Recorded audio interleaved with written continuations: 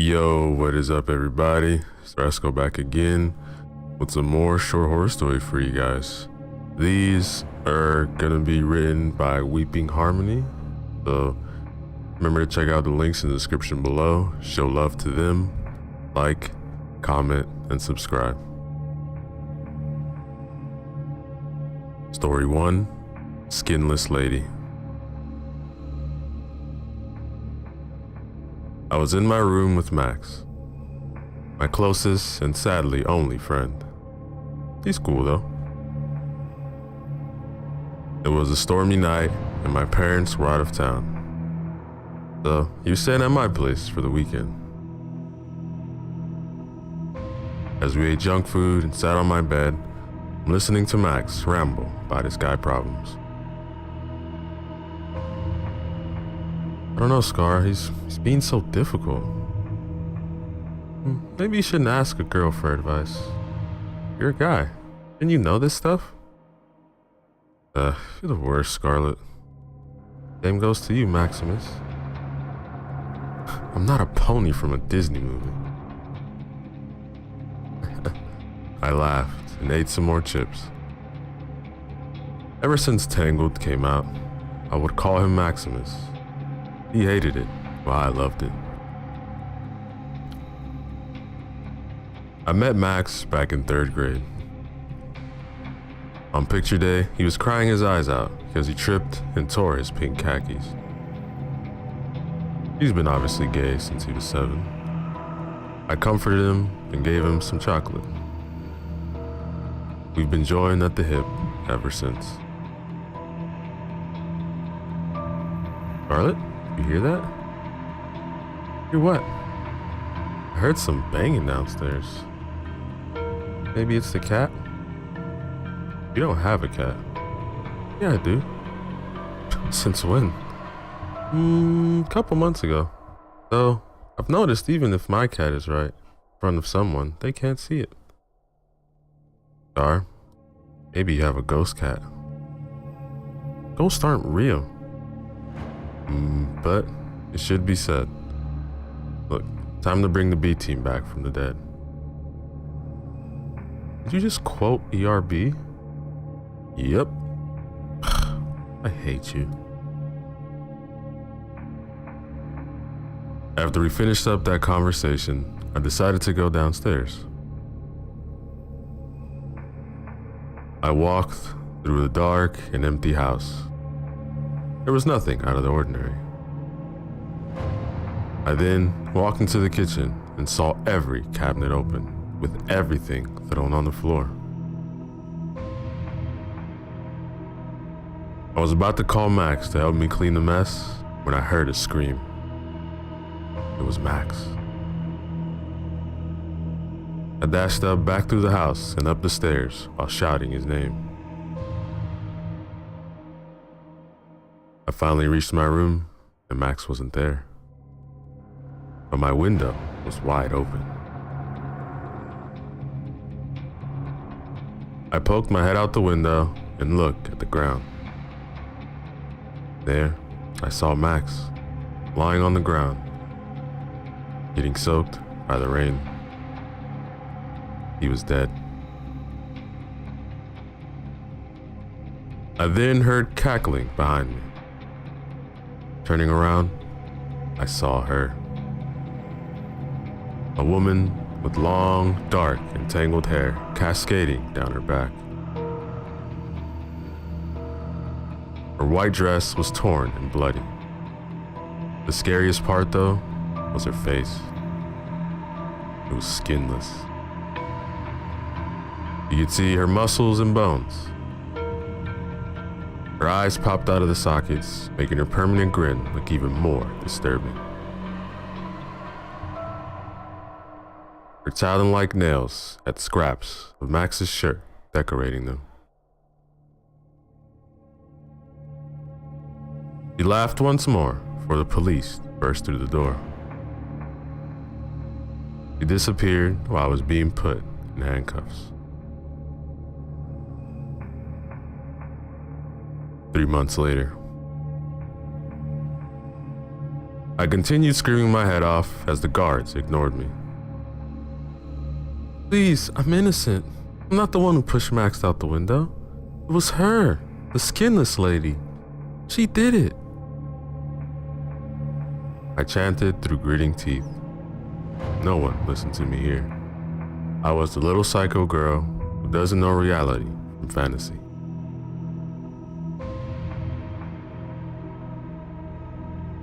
I ran my hand through my hair, tugging hard. I then started tearing at my war dress and scratching at my skin. I peeled some of the skin from my arms and legs, and the white gown started turning red with blood. I dashed toward the cell door, screaming again. When no one showed up, I started banging my head against the bars of the door. I continued screaming as the blood dripped down my face.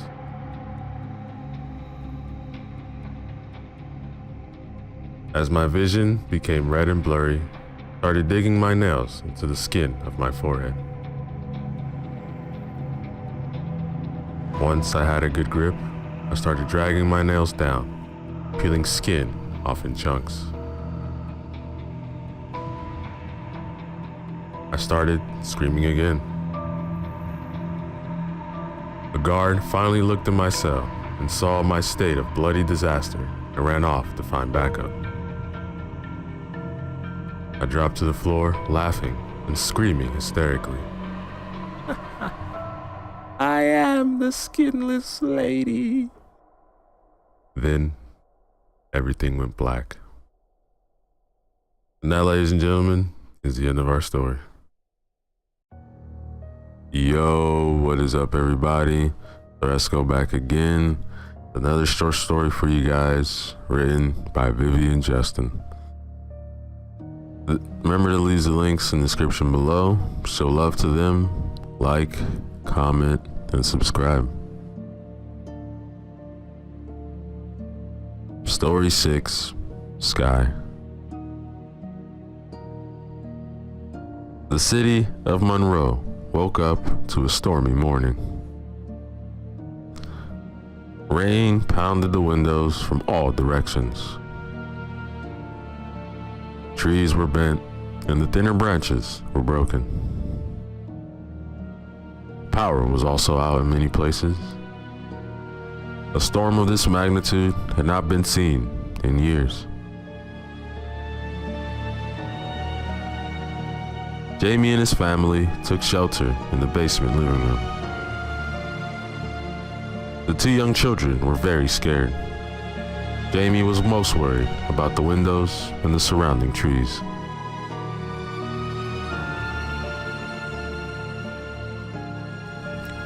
The fierce winds had stopped and the rain had stopped, so Jamie and his family went upstairs in peace. Jamie looked at the damage. His house had escaped unscathed, with only some damage to the garden.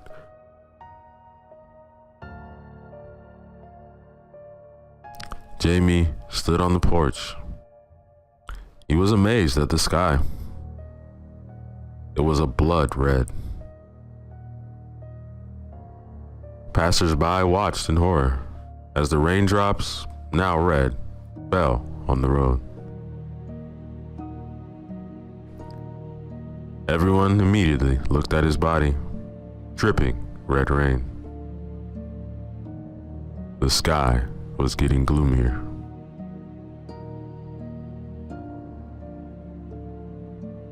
Jamie gasped for air. The children ran to him, but he shooed them off. One by one, he stepped off the steps and walked beside the bewildered crowd. He heard everything. Someone shouted that the gates of hell had opened. Others thought the unusual phenomenon was a curse from God because people were living in sin. Someone else wanted to draw parallels with meteorology.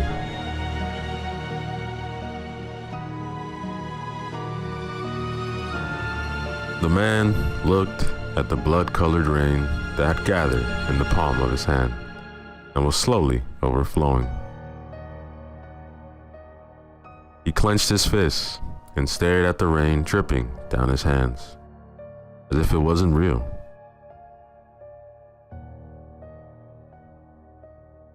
A golden crack, about 1.5 meters across, appeared in the sky. Everyone watched with open mouths. Some people ran away, trying to escape the kill, while others had their feet rooted to the ground.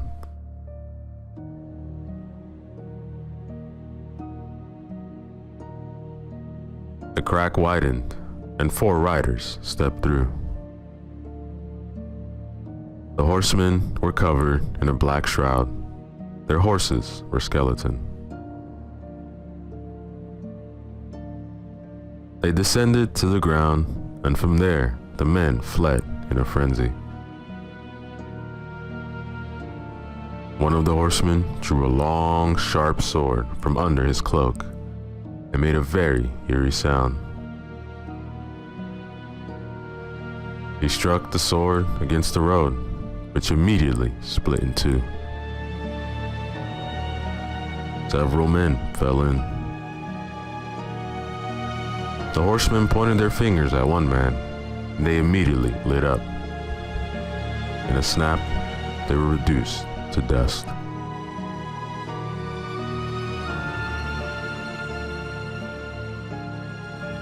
Jamie rushed into the house, and with 2 children in his arms, hurried down the cellar. They locked themselves in as he worked to calm the little ones. One of the men in black stood in front of the mayor. He cut him in half with a swing of his sword. Another set the houses on fires. Next thing you know, the streets were empty. The vast majority were already dead. Others were hiding. Then the rider raised his hand to the sky, clapped his hands. Next thing you know, all who were hiding were seized by the invisible force that led them straight to the horsemen.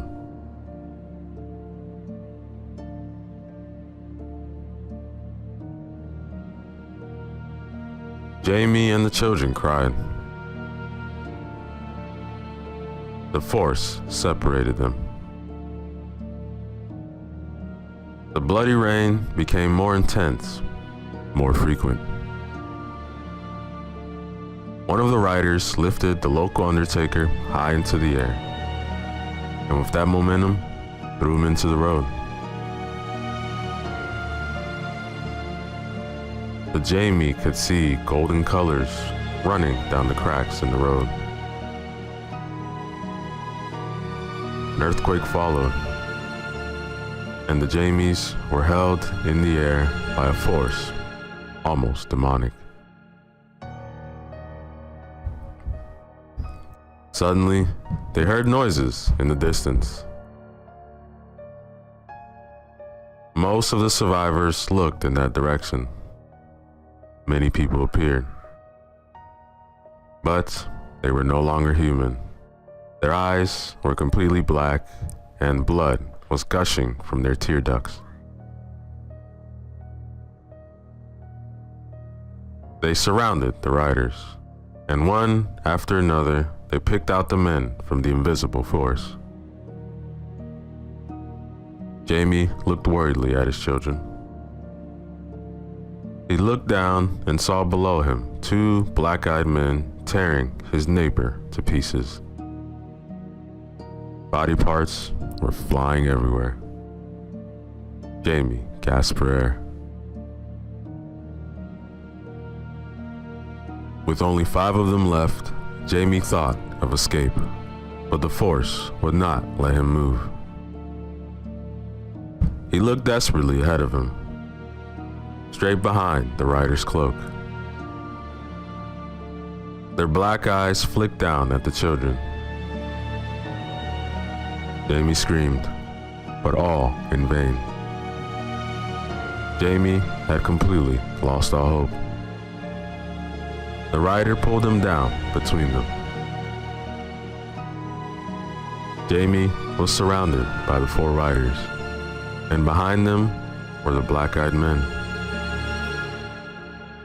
One handed him a black shroud. After a few seconds of hesitation, Jamie took it. He adjusted it to himself, and everything he knew about the world, everyone he knew, vanished into thin air, and an unfamiliar feeling came over him. The riders were now 5, and through the crack, they left with Jamie. And that, ladies and gentlemen, is the end of our story. Yo, what is up, everybody? Sir Esco back again. Another short horror story written by Miss Unicorn 257. Remember to use the links in the description below. Show love to them. Like, comment, and subscribe. Story 2. Snow Day. It was a lovely night with at least a foot of snow on the ground. I was watching the news and drinking some hot chocolate. I got up to put my empty mug in the sink when I noticed a guy outside. He was smiling, but he had like this twisted grin that will forever haunt me. It dawned on me when I noticed the knife in his left hand. I grabbed the phone and dialed the police. After that, I looked at him. He got much closer. He started walking towards my door and stopped when he was about a foot or so from the door. But that's when I noticed something. There wasn't any footprints in the snow. And that, ladies and gentlemen, is the end of our story. Yo, what is up, everybody? Let's go back again with another horror story for you guys. This one is titled Some Houses Bleed, written by Jacob Harris. Remember to use the links in the description below. Show love to the author. Like, comment, and subscribe. Chapter 1. The house was big, very big. The more the realtor showed Ray around, the more he realized just how great an undertaking it was going to be to bring the old place back to life. But it was a house that Ray wanted in the worst way. For years, the old 2-story had been left abandoned. It was built in the early 1800s and was in dire need of an update. But the age of the house and the wear and tear was not what was keeping the buyers away. This is definitely the house I saw online, said Ray. Yeah, it's a bit of a fixer-upper, said Jessie, who was very new to the job and extremely eager to make her first sale. Which means you really get to make it your own. It's gonna take a lot of work. Which is why it's priced to sell. You will not find a house in this neighborhood at this size for this price. One might even say it's a steal. Is it not sold yet? Am I right? Yeah, well, I mean, I do love it, and it is in my price range. That's a huge plus. It has more than enough rooms for you and your family. Oh, no, it's just me. I used to be married, but not anymore. Really? This is a lot of house for just one person. Ray didn't respond. Are you a house flipper? Something like that. I like to think that I leave a house a little better off than how I found it. Then this is definitely the house for you. I think I found my new place. There's just one tiny little insignificant detail that I have to disclose to you before we can do any paperwork. What's that? This dwelling is considered a stigmatized property. What does that mean? Well, some people, mostly the superstitious, think this house is kind of haunted. Wait, what? Are you telling me that you're trying to sell me a haunted house? Is that why this place is so cheap? Did a bunch of people get murdered here or something? Am I gonna be cursed if I buy this place? Like, I can never leave? Jesse was clearly taken aback by what Ray had just said and was unable to muster an answer. Ray immediately began laughing. Just messing with you. Look, I don't believe in all that supernatural garbage. People hear a creak in the night, or see a shadow on the wall, and assume that means there's a ghost in the house. Believe whatever you want to believe. If it means I'm getting a house for 30% less than market value, then good for me. Ray filled out the paperwork that afternoon, and within only a few days, was moving his belongings into the house. As he was lugging boxes from the moving truck to the house, an older couple pulled up in a beat-up old truck. They quickly made their way to Ray and greeted him just as two people who had known him for years would have. Ah, so you're the new owner. Yeah, it's a hell of a house. A hell of a house. Before Ray knew it, the couple had ushered him right into the house. Looks just like the pictures on the internet. Oh, there's a fireplace. I'm sorry. Do I know you? Oh, where are my manners? My name is Estel. This is my husband Warren. It's nice to meet you. I'm Ray. So, what are you doing here? I just bought this place, so if you're interested in it, I hate to tell you, you're a little too late. Oh, we're not buyers. We just have a fascination with old houses like yours. Warren pulled out a camera and began taking pictures. Am I missing something? Is this house like on a historic registry or something? If it is, then I'm gonna have her run it by the city if I want to make any renovations. Oh, don't change a thing, dear. Leave it just the way it is. Have you moved much of your stuff yet? Nah, not much. Just started moving boxes about an hour ago. Oh, that's good. What's your husband doing? Ray noticed Warren had taken a hold of the curtains.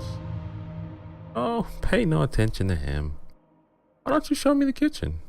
I'm sure it's the most interesting room in the house. To Ray's dismay, Warren pulled out a lighter and tried to set the curtains on fire. Fortunately, the lighter looked to be just as old as the couple and wasn't lighting. What's he doing? Oh, don't worry about him. Now, were you about to show me the kitchen? And with that, Estel tried to lead Ray away. Just keep looking forward, dear. Let us save your life. Eventually, the lighter ignited and Warren succeeded in setting the curtains on fire. "You crazy old fool!"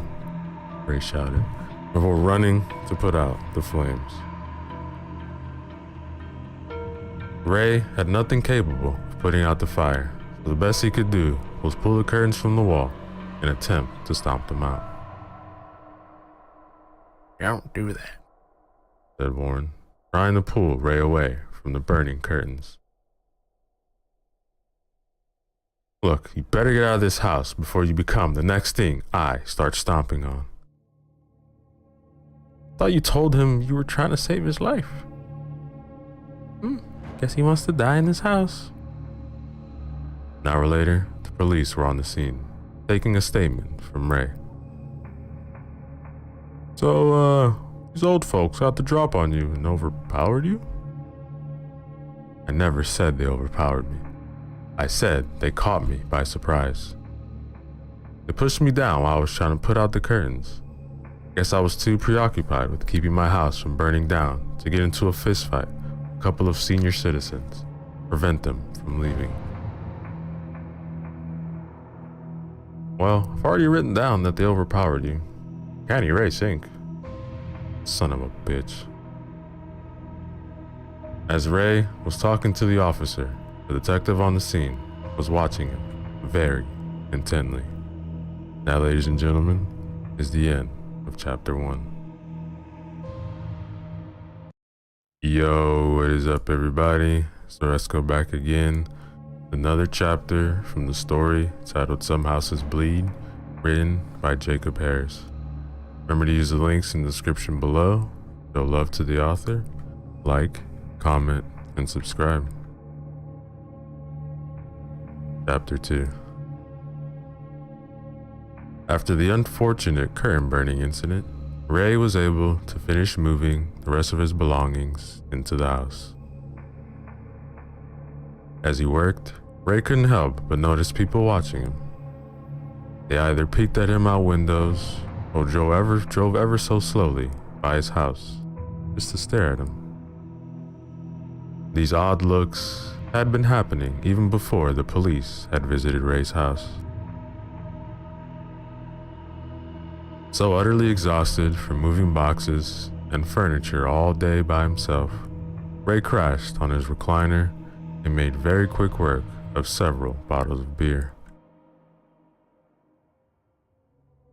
Ray hadn't had the time to call the cable company to hook up his television, so he passed the time in his darkened living room by watching videos on his phone.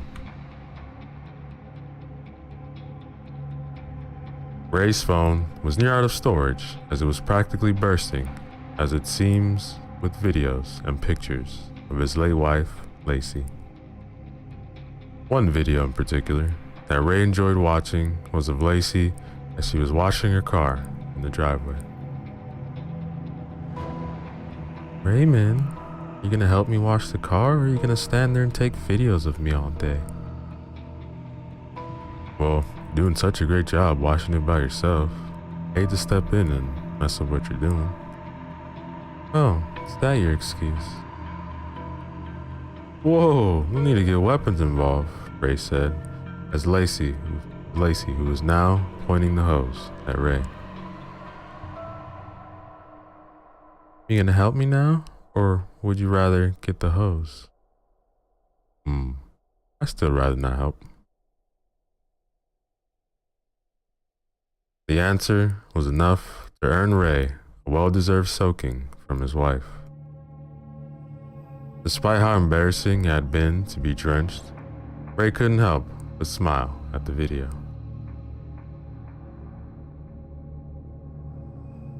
Finding another video he enjoyed greatly, Ray eagerly clicked on it and began watching. Lacey was sitting in the same recliner Ray now sat in. The living room was saturated in sunlight as Lacey gazed out the window as the sound of children playing punctured the silence. When she noticed Ray filming her, Lacey immediately turned her face away. No, don't record me. Awful. No, you don't. The most beautiful woman I've ever seen. You don't really mean that. What do you mean? All other women don't even exist, as far as I'm concerned. Remember that time I hit a lady with my shopping cart in the grocery store? I didn't even see her standing there because there are no other women. To use some pretty colorful language with you, I was getting ready to pull out my phone and call 911 if she started swinging on you. You don't think I could have handled her?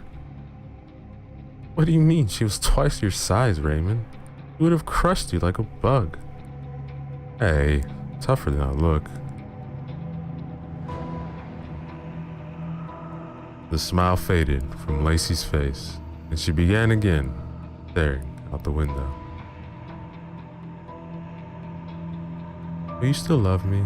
I'm all shriveled up, and all my hairs fall out. It's not gonna happen to you. But if it does, I'm still gonna be crazy about you. Heck, I'm probably gonna look a lot worse than you. Do you still love me if I just disappeared? Lacey? Would you, Raymond? Ray wiped a tear from his eye as he watched the video. I'm going to love you for 1,000,000 years. What do you think about that? Just 1,000,000? Alright, I'm gonna love you for 1,000,000, billion, trillion years. A long time. Practically forever. Well, I did the math. Even longer than forever.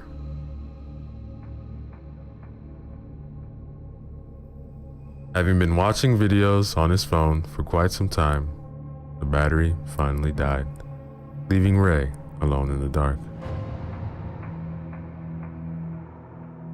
The sound of a floorboard creak prompted Ray to spin his head around and peer into the darkness. Seeing nothing out of the ordinary, Ray decided it was time for him to head off to bed. As Ray was making his way down the hall, something quite odd happened. The bathroom light suddenly turned on by itself. This stopped Ray dead in his tracks. Half expecting someone to be on the other side of the door, Ray cautiously opened it. Fortunately, there was no one waiting for him. Bad wiring. Guess I'll have to call the electrician. And with that, Ray headed into his bedroom, shutting the door gently behind him. The house was now abnormally silent, and the darkness was just as unsettling, as only the scantest of moonlight could force its way through the curtains.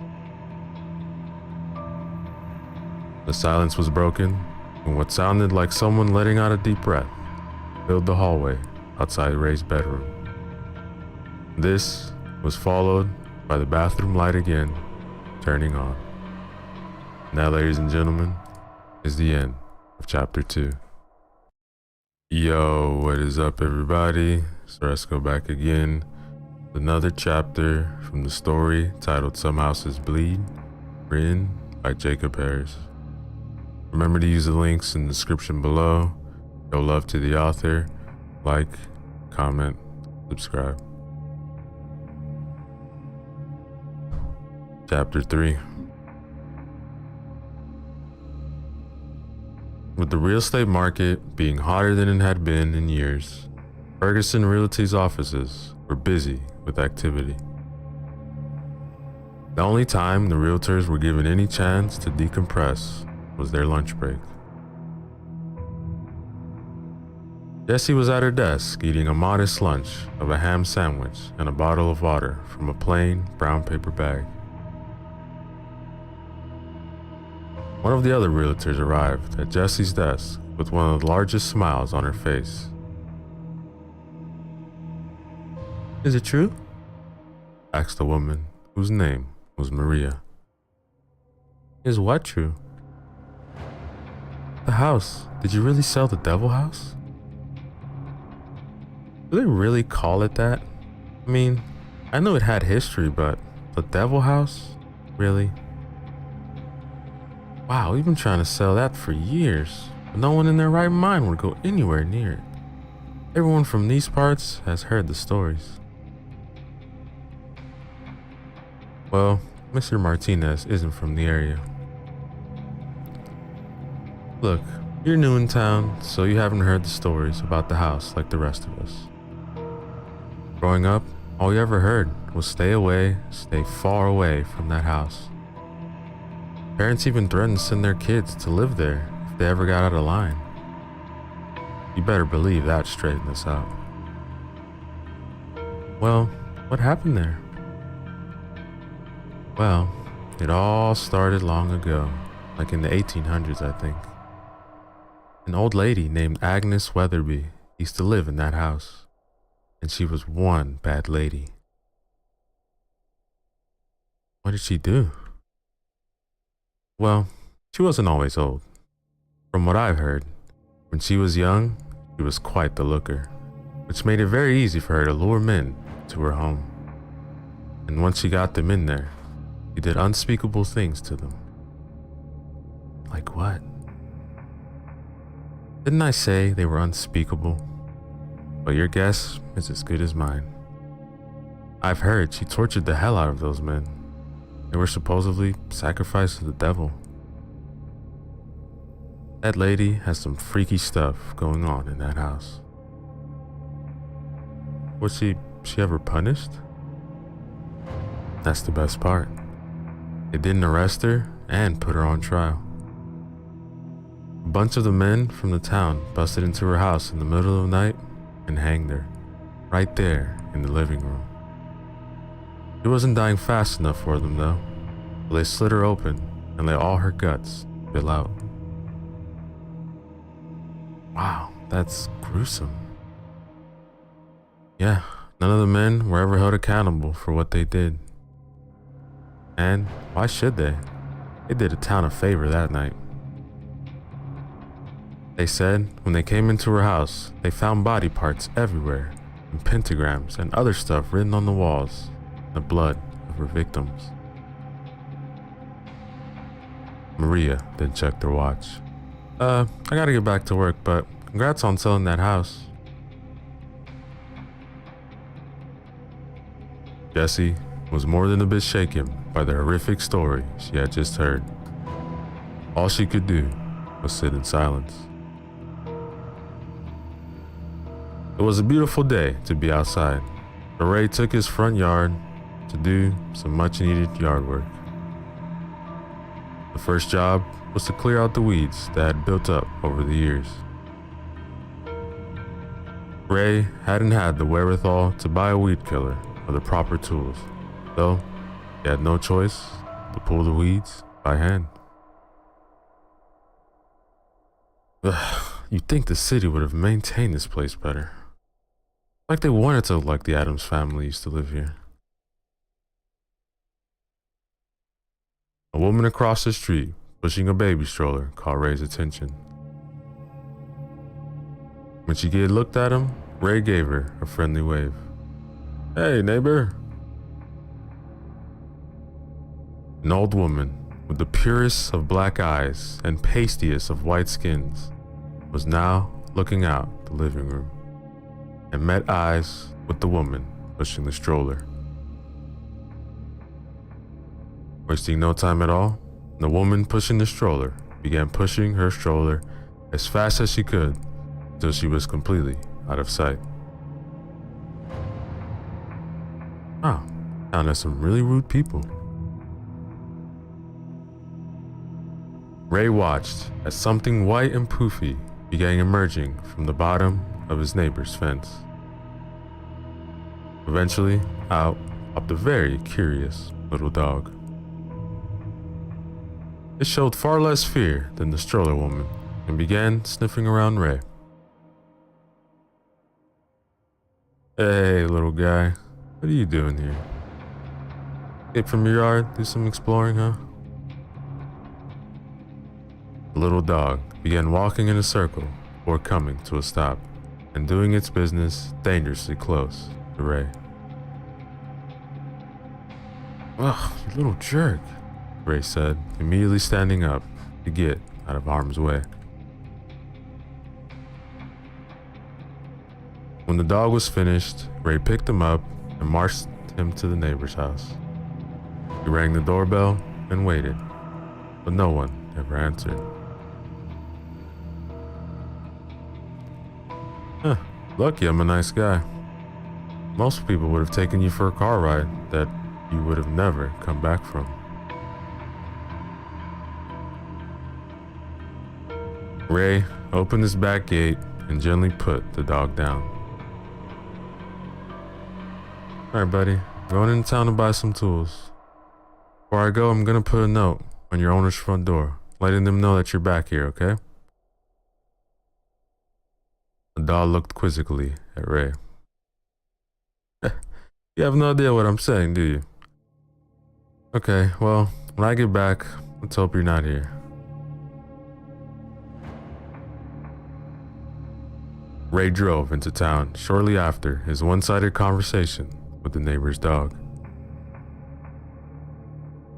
He stopped in at the local hardware store and quickly became the topic of every customer's conversation. It was obvious to Ray that everyone in the store was either staring at him or talking about him. To try to lighten the mood, Ray took a hold of a nearby shovel and made an ill-advised joke. It's a good shovel for burying a body? By being indoors, Ray was sure he heard a cricket chirp. Hey, you the guy who bought the old Weatherby place, said the old man tending the register. Yeah, that's right. Name's Ray. Nice to meet you. Any reason in particular why you chose that house? Well, it was priced to move. That's for sure. It's all on a quiet street, great schools, and the finest neighbors I've ever come across. You know the history of that house, right? What history? Some very bad things happened in that house. Things I'm not all comfortable saying out loud. Every house has bad things happen in them. I once lived in a house where they used to make meth. Other people have lived in that house before you. Not all of them lived long enough to get out before it was too late. They didn't believe the stories either. I bet they wish they had believed now. Look, this house is no different from any other house.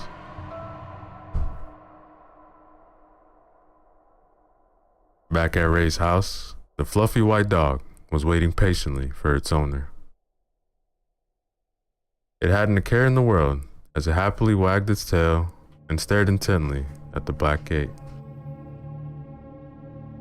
But what the fluffy white dog didn't know was that something was watching it.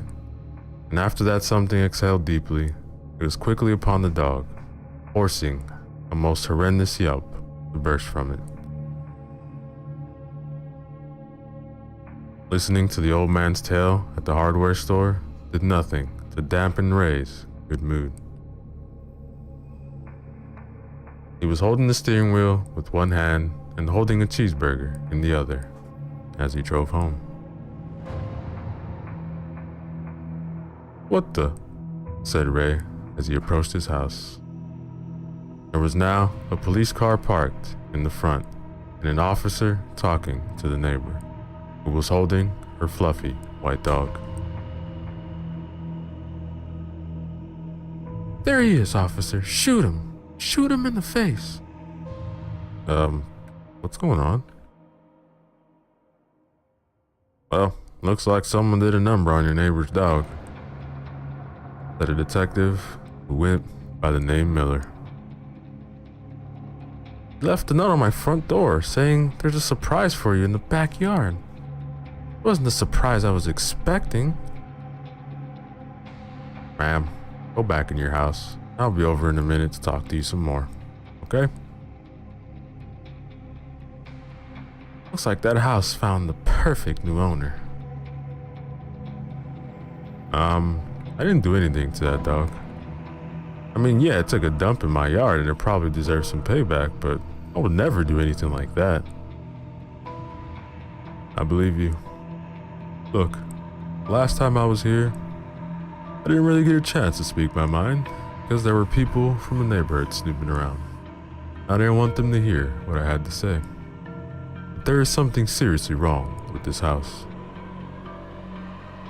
Oh boy, not you too. Look, I've been a cop in this town for over 15 years. So I'm not just some superstitious nutjob spreading rumors. I've been called to this house more times than I care to remember.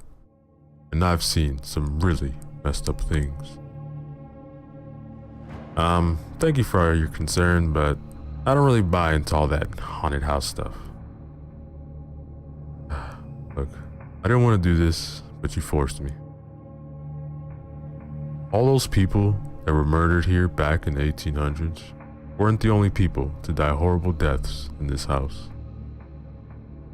Since I've been on the force, we have pulled out 8 dead bodies from this place, and none of them died of old age. I mean, accidents happen, I guess, right? The last guy was pulled out of here, and he had his eyeballs pulled out of their sockets. The one before had over 100 slash marks all over his body. We've had to keep these deaths from the public. We pull the bodies out in the middle of the night, so no one knows what really happens here. The town found out, they'd probably form a mob and come burn this place to the ground. Take half the block with it. This house has claimed enough lives. Please don't let it claim another. Thank you, officer, but you have absolutely nothing to worry about. I can guarantee nothing bad is going to happen in this house. And with that, Ray took a large bite out of his burger. Now, ladies and gentlemen, is the end, chapter 3. Yo, what is up, everybody? Let's go back again. Another chapter from the story titled Some Houses Bleed, written by Jacob Harris. Remember to use the links in the description below. Show love to the author, like, comment, and subscribe. Chapter 4. Having gotten the day off, Jesse paid Ray and his infamous house an unexpected visit. Well, isn't this a surprise? Said Ray upon opening the front door. You didn't realize how cheap you sold this house for and came to ask for it back, did you? No. I was just in the neighborhood and thought I'd stop by to see how you're doing. An old man driving by slowed down, rolled his window down. Don't go in there! Before motoring off. Would you like to come in? Asked Ray, who along with Jesse was now feeling a little awkward after what the old man had just shouted out of his car. Yeah, I would love to. Oh, it's really cold in here. Really? Feels fine to me. Guess women are always feeling cold. Sorry, that was sexist, wasn't it? It's okay. I really like what you've done with the place. Yeah, this whole place needed a lot of work. Still does. Took down some of the old wallpaper, painted the walls a little more neutral color. Yeah, that was a good idea. It was way too dark in here before. Flash of color really could help bring some life into this place. So, have you had any problems with the house? Well, I mean, it's a really old house, so wiring is bad. Lights that I turn on keep turning off. Lights that I turn off keep turning on. Can get pretty annoying. I even called an electrician. He said he would swing by today. You ever show up? No. He did not. The pipes are bad too. Keep hearing knocking from the basement. You sure the knocking is the pipes? It's always the pipes. Every time I go down to check on the problem, knocking stops. Probably have to call someone for that too, and they'll probably end up not showing up, just like the electrician. Ray noticed Jesse looking at a picture of Lacey on a nearby table. Sorry, I didn't mean to stare. That's Lacey. She's very pretty. Yeah, she was amazing. Despite that, she still wore a smile. Was? Yeah, Lacey passed away a long time ago. I'm sorry. It's okay. Lacey got sick. Really sick. At the end, she wasn't herself anymore. But she fought really hard. There's nothing I can do but make sure she passed as peacefully as she could.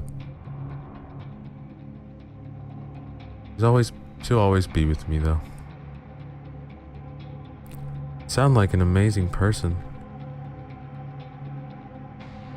Just then, Ray's cell phone began ringing. The ringtone was quite an upbeat pop tune. I don't know how to change that. Hello? What? Where are you?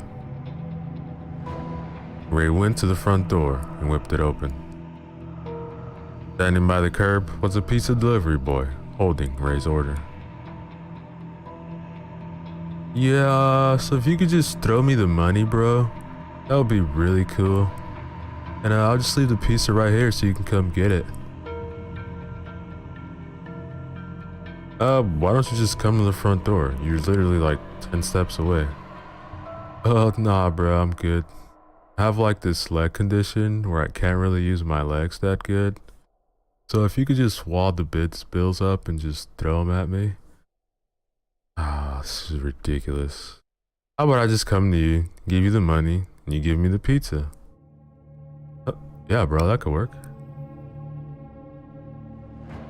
When Ray exited the house, heavy footsteps could be heard from upstairs. They traveled down the hall and to the stairs. It seemed that whoever or whatever it was that was upstairs was soon to be making its way to the first floor. Jesse turned their attention to the stairs, and just when it seemed something was about to appear, Ray came flying into the house, badly startling her. What happened? Why were you running? Oh, sorry, a couple dogs caught the scent of the pizza, came after me, but they weren't fast enough. Hungry? Jesse was easily persuaded to stay for dinner. The light above the dining room table illuminated the immediate area well. The rest of the house was beginning to drown in darkness as the sun set outside.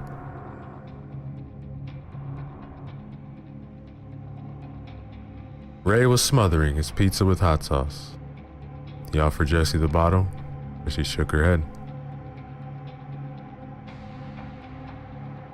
So, it's just you in this big house? Yep. I know it's a lot of house for one person, but I like to stretch my legs. I mean, really stretch my legs. Oh, it's because I thought I heard footsteps upstairs. Oh. Yeah, I've heard those too. Pretty sure I've got like raccoons or something living up in the attic. Gonna have to call someone to get rid of them. So, you used to flip houses? Yeah, I was pretty good at it too. Find the house, fix the problem, sell it, move along to the next one. Interesting. So, what do you think about all this haunted house stuff? Bunch of nonsense, right? Yeah, I don't believe in any of that haunted house stuff. I'm one of those people who believes that when you die, that's it. You don't get to come back and take care of unfinished business. Leave that stuff to the movies, I say.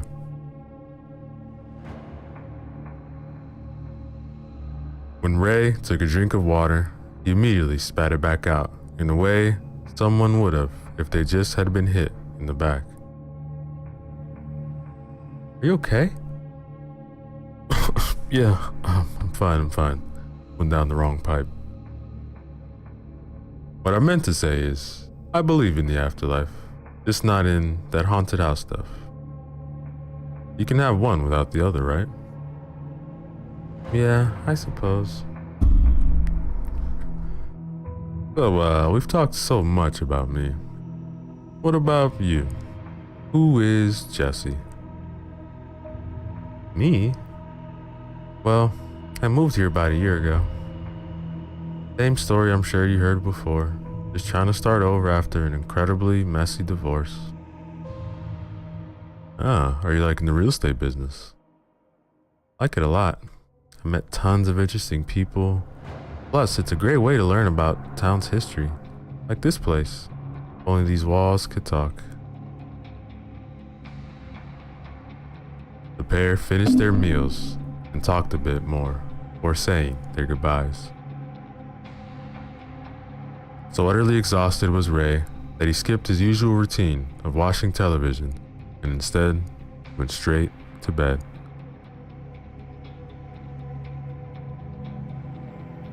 Ray's bedroom was shrouded in darkness when he entered, but he could make out what looked like a figure of someone lying under his covers.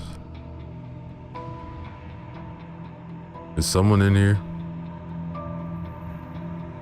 He timidly grabbed his blanket and wiped it off his bed, revealing that no one had been lying underneath.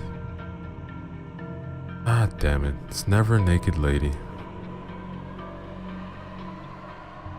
In no time at all, Ray was fast asleep. So deep he was in slumber that Ray wasn't able to hear footsteps approaching his bed. Emerging from the darkest corner of the bedroom came the once owner of the house, Agnes Weatherby. On this night, Ray dreamed of Lacey. She was standing out in the darkened hallway outside the couple's bedroom. Her back was turned. "Lacey?" said Ray, slowly approaching her. When he had gotten close enough, Ray put his hand on Lacey's shoulder. "No, not Lacey," said the woman in an unsettling whisper. When she turned around, Lacey revealed her eyes to be darker than any shade of black Ray had ever seen. Outside of Ray's dream, Agnes had climbed onto his bed and was slowly inching her way towards him. Back inside his dream, Ray was frozen with fear. "Who are you?" he asked, sure that the woman standing before him was not his real wife. Instead of answering, the woman produced a knife from behind her back. Without saying a word, he plunged into Ray's chest.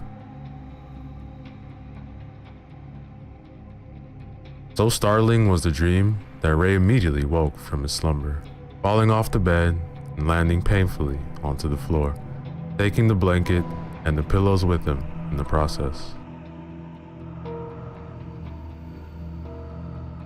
After Ray came to his senses, he found himself alone in his room. Hastily making his way down to the kitchen, Ray opened up his refrigerator and retrieved his bottle of hot sauce. He then poured the contents down the sink. I swore I would never eat this stuff before bed. The same thing happens every time. Eye-gouging, horrible nightmares. When the bottle was empty, Ray calmly walked back upstairs and back to bed. That, ladies and gentlemen, is the end of chapter 4. Yo, what is up, everybody? So let's go back again. Another chapter from the story titled Some Houses Bleed, written by Jacob Harris. Remember to use the links in the description below. Show love to the author. Like, comment, and subscribe. Chapter 5. Jesse was back at work the next day, going over a large stack of files. Maria arrived at her desk and didn't say a word. However, she did give Jesse a look. What's with the look? I was talking to Janet, and she said you paid that little visit to that Ray guy. Yeah, I wanted to see how he was doing. Is it true? You really went into the devil house again? Girl, are you out of your mind? What? Nothing happened. This time. You got lucky. What were you thinking, going to a house like that? And alone? I wasn't alone. Ray was with me. Oh, and this Ray guy gonna protect you when the demons come crawling out the walls, huh? I didn't see any demons. It seemed like a perfectly normal house to me. I mean, it has its creaking thumps, and sometimes it feels like someone is watching you, whispering in your ear, but it really is just a normal house. Maria pulled up a chair and sat beside Jesse. Look, you have to promise me you won't go back into that house. And I was just staring out here. Look, they stuck me in the house too.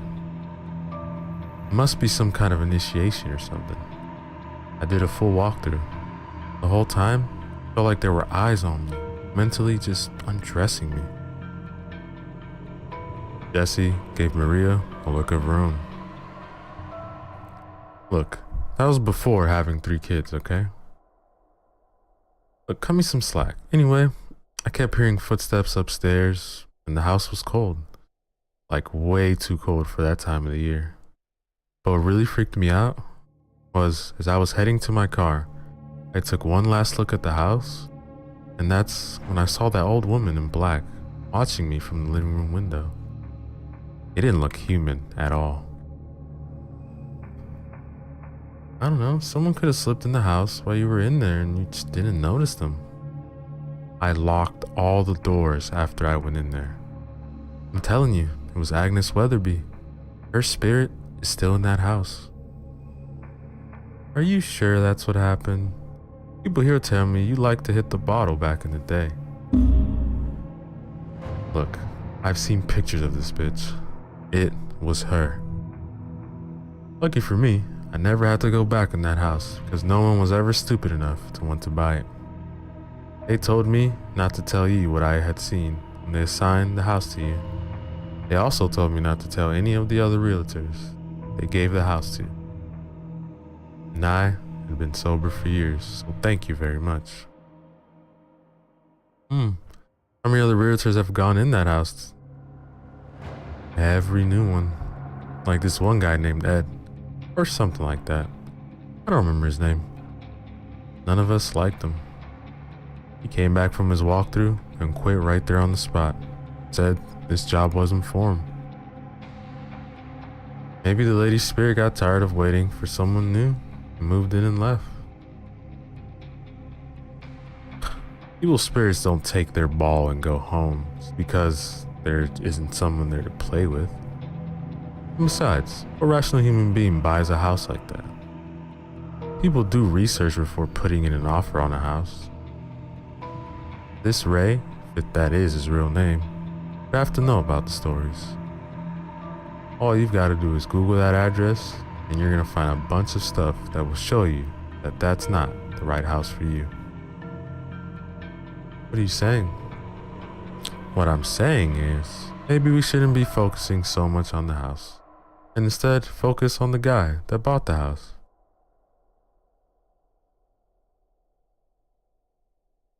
Ray had called someone to help him with what he assumed to be a run-of-the-mill pest problem. According to the tag on his shirt, the man's name was Javier, and according to the look on his face, he was less than enthusiastic to be paying a visit to the house. You been hearing footsteps in the attic? And they're like scratching type, right? They're not like a person is walking around? Honestly, it's kind of hard to explain, but I'm pretty sure it's like family raccoons or something. Ray pulled down the ladder that led to the attic. Now, there's no light up here, so you're gonna have to use a flashlight if you want to see anything. And believe me, it gets dark up here. You're not gonna come up there with me? It's a really low ceiling. You're shorter than me, so I think it'll be easier for you. Bro, we're the same height. How about I just poke my head up there and tell you what I see? Yeah, that could work. Javier climbed the ladder and poked his head into the attic, shining his flashlight around. See anything? Nothing so far. The light from Javier's flashlight did little to illuminate the attic. It was freakishly dark inside. Look for raccoons or squirrels. I bet those two are working together up there, making it sound like they've been, got clumpy footsteps or something. I know their tricks. Javier did a quick scan of the attic. There was nothing out of the ordinary. There was a rocking chair covered by a white sheet, but very little else. Before he could report his lack of findings to Ray, the rocking chair began to rock, ever so slowly. Hey! Hold on. I think there's something stuck in my teeth. What looked like a person covered by a sheet appeared on the rocking chair. As Javier squinted to better see, whoever it was on the rocking chair sprang up and charged toward him. Javier flew off the ladder and landed painfully on his back. Put the ladder back up. Put it up. Put it up. What? Put the ladder back up. There's someone up there. Ray did as Javier said and retracted the ladder. Was it a raccoon? Did it bite you? Did it give you rabies? You have to tell me if it did. No, it was a person up there. It came at me. I knew I should have never come here. I'd know if there was someone in the attic. Look, yo man, your house is haunted. I think you'd be very lucky if it was just raccoons you're dealing with.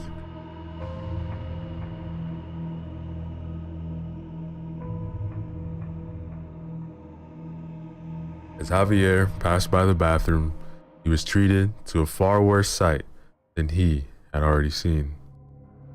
Another version of himself was sitting on the toilet, but this version of Javier had his throat slashed.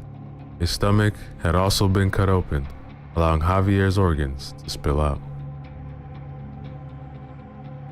Javier let out a horrified scream and quickly fled from the house, dropping all of his gear as he did.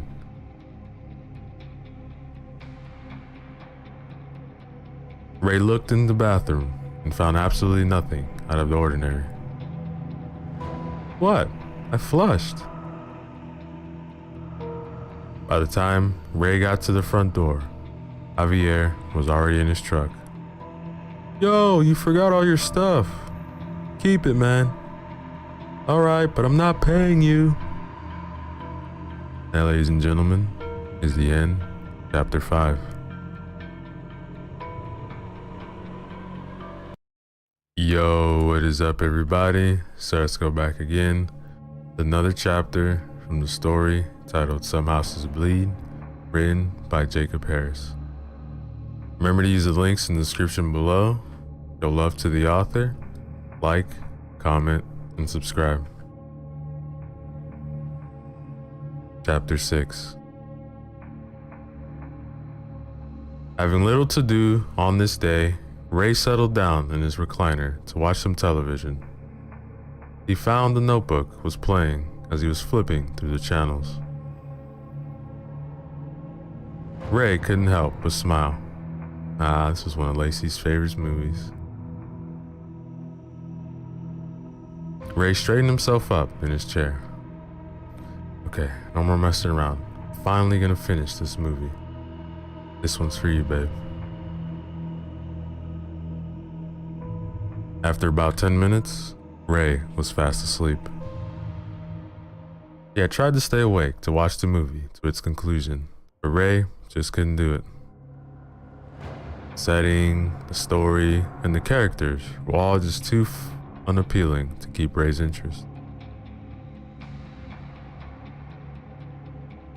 The house became inundated with Ray snoring. If there was ever something that could wake the dead, then Ray snoring would be it.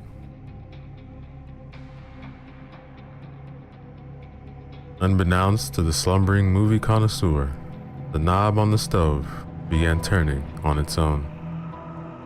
Before long, gas was filling the whole house.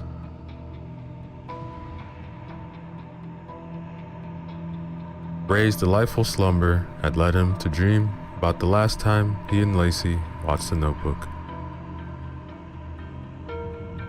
The couple was sitting on their couch, snuggled together beneath a colorful Afghan. Oh, this is the part where Allie faints. I always get chills during this part. Much of Lacey's dismay, Ray had again fallen asleep during her favorite movie. Ray's mouth was hanging wide open, and a trickle of drool was streaming out. Nice. He couldn't stay up this time. How's this fair?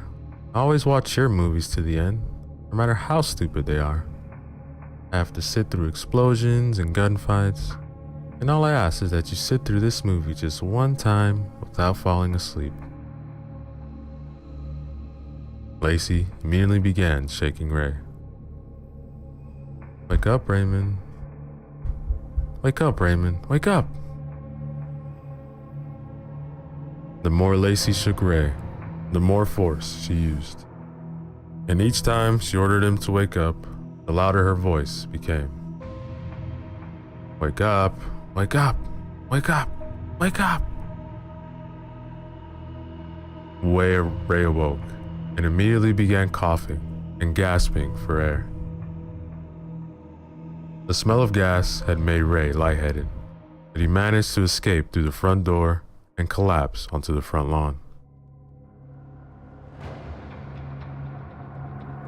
When he awoke, Ray found he was in the back of an ambulance being tended to by a pair of paramedics. They had put on an oxygen mask to aid his breathing. What happened? Detective Miller was standing just outside the ambulance. Seems like you had a bit of a gas leak. A couple neighbors said they found you sprawled out on the front yard, mumbling about a notebook or something. What? I have a gas leak now? Ah, great. Another thing I gotta fix in that house. Can I talk to him alone for a second? Ray, I'm not convinced this was a gas leak. That stove was turned all the way up. Ray removed the oxygen mask from his face. I must be getting forgivable in my old age. That stove was cleaner than any stove I've ever seen. When was the last time you used it? Recently? Probably. I checked your trash can, and it's full of takeout boxes.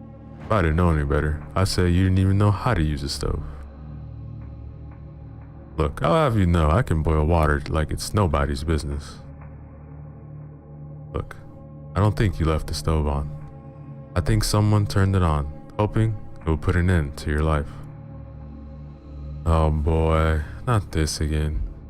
Do you think a ghost turned on the stove so that I would die from sucking up gas fumes? Is that it? Pretty much.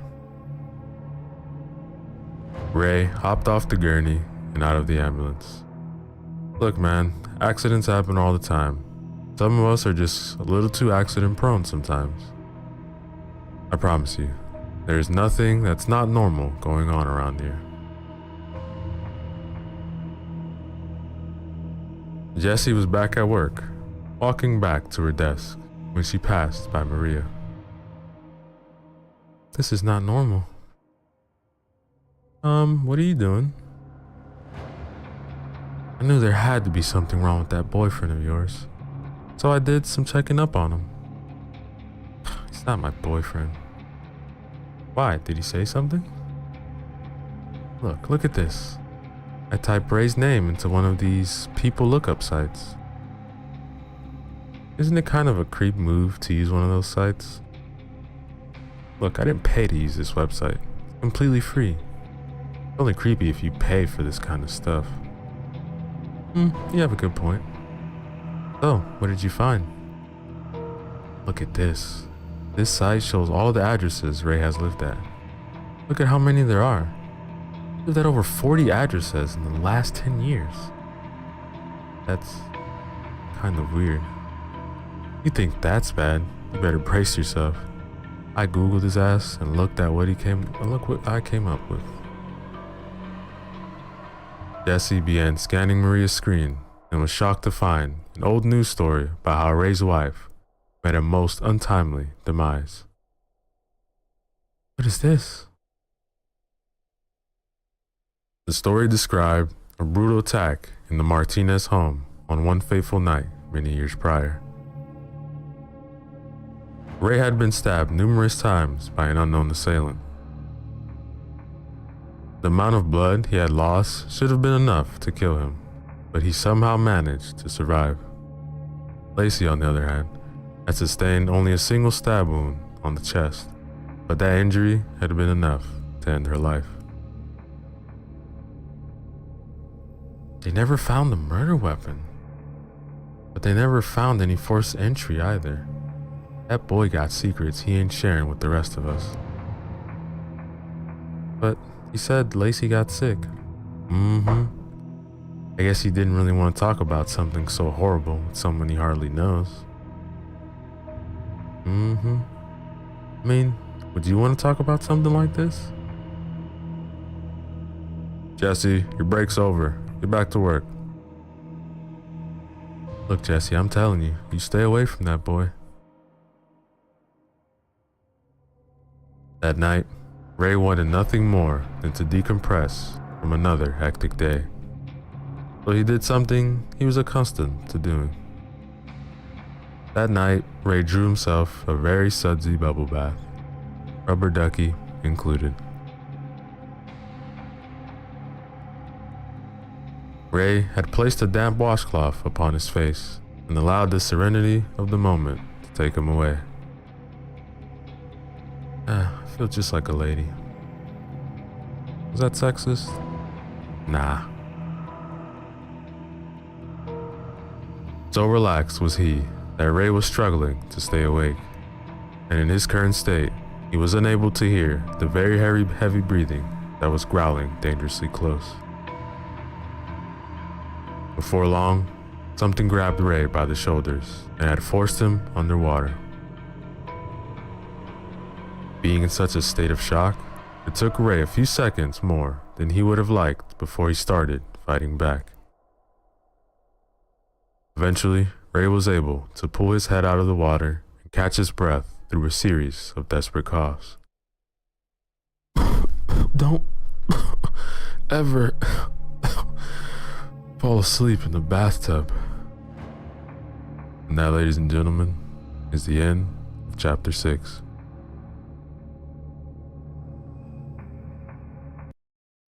Yo, what is up, everybody? So let's go back again with another chapter from the story titled Some Houses Bleed, written by Jacob Harris. Remember to use the links in the description below. Show love to the author, like, comment, and subscribe. Chapter 7. Early the next day, Jessie was anxiously scanning the office. She knew Maria was around and would not approve of what she was about to do. Quickly as she could, Jessie dialed Ray's home phone. It rang a few times before someone picked up. Hello? Ray? Jessie? There was no answer on the other end. All Jesse could hear was static and what sounded like breathing. Ray, can you hear me? I think we might have a bad connection. Before Jessie could say another word, she was treated to the most horrific scream she had ever heard.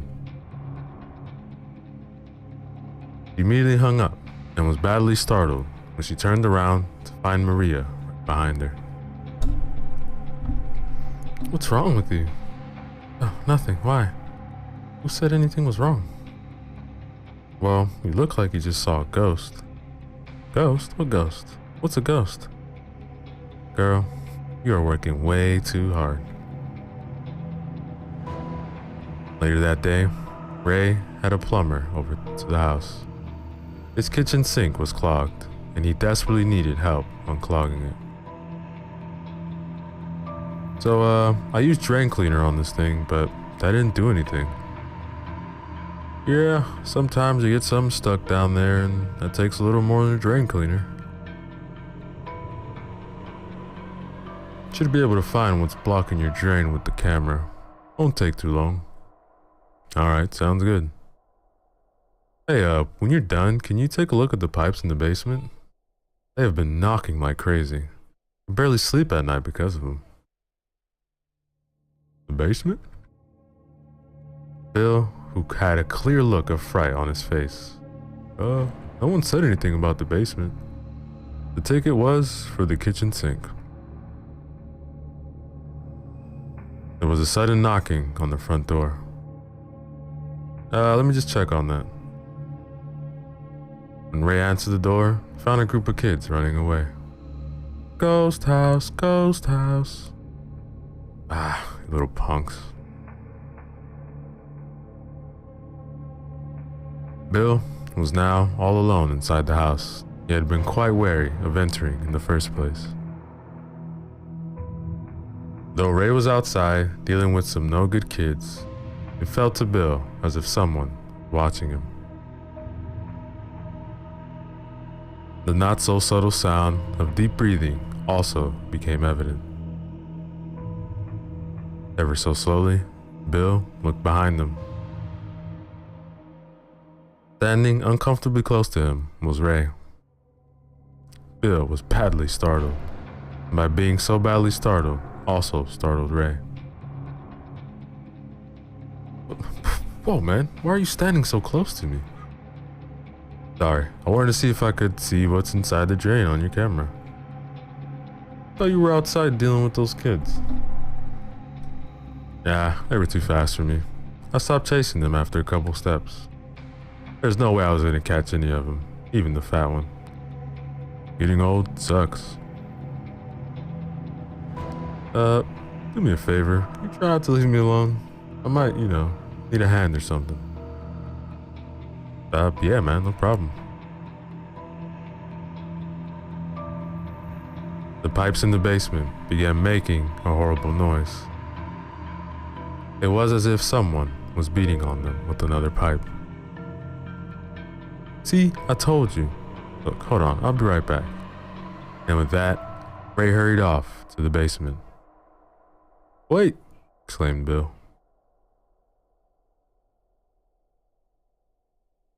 Being the model employee that he was, Bill continued feeding the line down the drain. Okay, Bill. Okay, you got this. He said 10 Hail Marys before entering. Nothing bad can happen to you. Before long, Bill's line hit something. What was showing up on his monitor looked to be a tangled mess of black hair. The hair soon started to look as if it was moving. What is that?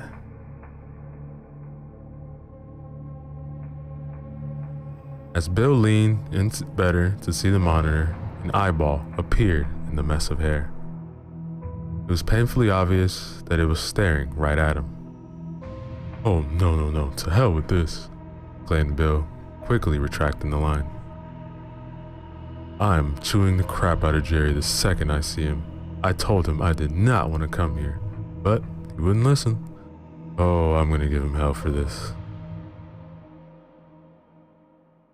Out of nowhere, a hand, made completely out of blood, thrust from the drain and grabbed a hold of Bill's hand just as he completely pulled the line out. Ray? Sorry, I can barely hear you. It's really dark down here. The eyeball appeared at the drain opening of the opposite basin. It was soon joined by the tangled hair, which began crawling out of the drain and making its way towards Bill. Ray? Ray? Immediately after his name was called again, Ray appeared. The scene he came upon was quite a strange one. Bill was being very dramatic despite everything being perfectly normal. Did you already finish? The hand made of blood, the eyeball, and the tangled black hair were now nowhere to be found. Bill began feeling the wrists that had been grabbed, but there was nothing out of the ordinary. It showed no signs of having just been grabbed. Everything okay? Without saying a word, Bill ran out of the house. Hey, you forgot your stuff. Bill's hands were shaking so terribly that he struggled just to get his keys out of his pocket. It all belongs to the company. They can come get it if they want it. And with that, Bill got in his truck and hastily drove away. All right, but I'm not paying you. That night, Ray settled down on his easy chair and watched some television. He had settled on a nature show. The lioness takes its time. The zebra has no idea that its fate is already sealed. Ah, stupid zebra. The lioness is careful not to let the zebra know what awaits in just a few short moments. And in the blink of an eye, the hungry lioness is upon the zebra, and it's over. Before long, Ray had fallen asleep. Ray's dream on this night was a familiar one. He was in bed with Lacey. The room was uncomfortably dark. Raymond, you awake? Being far too tired to engage his wife in conversation, Ray didn't give a response, hoping it would lead her to call it a night as well. Thank you for sticking with me, Raymond. I know it isn't easy putting up with me sometimes, but I just want you to know I wouldn't want to be going through this without anybody else. I love you, Raymond. And with that, Lacey rested her head on her pillow and went to sleep. Knowing it was far too late to say something now, Raymond did his best to fall asleep. Ray awoke from his temporary slumber. A tear fell from his eye, prompting him to quickly wipe it away. Ah, stupid dusty house. Now, ladies and gentlemen, is the end of chapter 7. Yo, what is up, everybody? So let's go back again. Another chapter from the story titled Some Houses Bleed, written by Jacob Harris. Remember to use the links in the description below. Show love to the author, like, comment, and subscribe. Chapter 8. Ray was pleasantly surprised the next day when Jessie paid him an unexpected visit. She again said she was in the neighborhood and just wanted to see how he was doing. Lucky for Ray, he was cooking a large meal on the stove. There would be more than enough for two. As Ray was toiling away in the kitchen, Jessie's cell phone began ringing. Hello? Girl, where are you? Someone told me that you went home early. Yeah, I'm fine. You aren't with that Ray boy, are you? No, of course not. I'm at my second job. Gotta make ends meet, you know? Oh really? Okay, so where is this second job of yours? A strip club. I'm a stripper. Really? So, what's your stripper name? Strippy McStrip Place? Peter just said your stripper name was Sparkles or Sapphire or something like that. But you panicked and said the name of the job in your name. That giveaway that you're lying. Can't change my answer to Sapphire. Too late. You're with that Ray boy again. I knew it. I thought I told you to stay away from him. Look, keep your voice down. I'm in an incognito mission to find out more about him. Girl, as soon as the customer's signature is on the contract, we don't have to find out any more about him. So, your business with him is done. Oops, gotta go. Ray enters the dining room, holding a casserole dish filled with what looked like a casserole, but more just a conglomeration of different ingredients masquerading as a casserole. The food made a squishy sound as Ray scooped it out of the dish and onto Jesse's styrofoam plate. The plate paired well with the red Solo cups. Bon appetit. Looks great. As they ate, Jessie brought up a question that had been weighing on her mind for some time. So, the lady with the blood-curdling scream on the phone? What was that all about? Oh, that. I have nearly the same phone number as a sex hotline. Only one digit is different. You'd be surprised how many times I've gotten called in the middle of the night by guys asking me what I'm wearing. They scream on those sex lines? Yeah, people are into some weird stuff these days. You know, the internet and all. Vanilla stuff just gets boring. Not that I have any knowledge about that sort of stuff. Jessie then took a drink before dabbing her forehead in the napkin. Some spicy food. Oh, sorry, I didn't know I was having company and sometimes go too hard with the hot sauce. I don't always like the stuff, but now I can't get enough of it. It's okay. What happened to your arms? What Jessie was referring to were the numerous scratches that were all over Ray's arms. It looked as if he had fought a cat, and that cat had won. Oh, these have been happening while I'm asleep. I guess I'd better start clipping my fingernails down. Are you sure that's how it happened? They look like pretty deep cuts. I'm not worried. I've just been having these really weird dreams lately. I think that's what's causing them. What kind of dreams? I dream that I'm lying in bed when this disgusting, vile, out-of-this-world, ugly old woman crawls on top of me. The temperature in the room suddenly began to drop. You know, she's one of those like hags that you could just tell that even when she was young, she was ugly. You can't even make the excuse. Well, she's only ugly because she's old and wrinkly. No. She was a hideous beast from the moment she crawled out of whatever equally monstery, oozing, pus-filled woman that gave birth to her. Maybe cut down on the adjectives? Said an uncomfortable Jessie, who was now nervously scanning the area. Is it getting colder in here? I feel like it's getting colder in here. And her breath smells like 1,000 sewers filled to the brim with dirty diapers that have been left to rot in the sun. She is, by far, the most vile creature to ever set foot on God's green earth.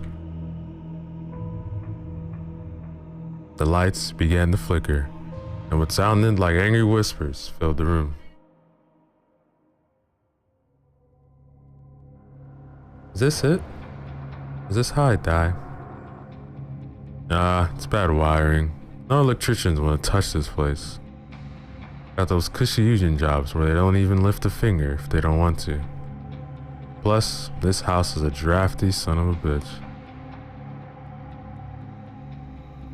A door downstairs slammed loudly, prompting Jesse to look at Ray to get his best logical explanation. Very drafty. When the lights finally went out, Jessie stood up from her chair and the speed of someone who had been jolted with electricity. Would you look at the time? Leaving already? Yeah, got lots of early meetings tomorrow. Trying to sell a house of a hot air balloon guy, so I really have to rise to the occasion. Yeah, it's good to be busy. It really is. Oh, you don't have to lead me to the door. I can find my way, said Jessie, as her hand was firmly gripped. I'm over here, implied Ray, whose voice showed he was not the one who had taken Jessie by the hand. Jessie rushed to the door and into the small amount of light that was shining through the front window. It was there where she was met by Ray. She then handed him her business card. Just in case you lose the first one I gave you. If you ever think about selling this place and getting out of here. What? What do you mean? I just moved in. Seriously, you need to get out of this house. And with that, Jessie made her hasty retreat. Ray now was all alone in the very dark and very drafty house. Guess I went too heavy on the spicy food.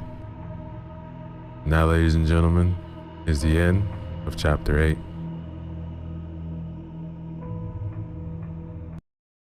Yo, what is up, everybody? So let's go back again. Another chapter from the story titled Some Houses Bleed, written by Jacob Harris. Remember to use the links in the description below. Show love to the author, like, comment, and subscribe.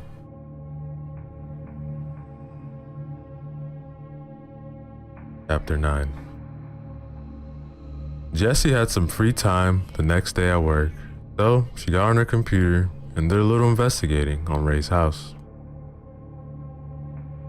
What she read about Agnes Weatherby and what she had done to so many unsuspecting people in her house made her feel sick to her stomach. Several websites she visited had old photographs of the carnage. Jessie's cheeks ballooned to twice their normal size several times as she held back the vomit. Wow, how evil can one person be?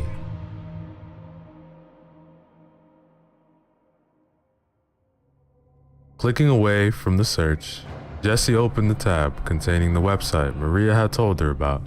It gave out far too much information about people. Before Jessie was a very long list of addresses that Ray had lived at. The most recent address was the house he lived at now, but Jessie wondered what had led Ray to move away from these other homes after having lived in them for such short amounts of time.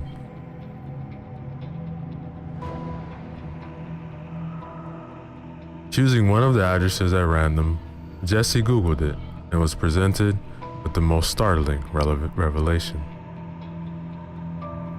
Several stories appeared about the house reportedly being haunted.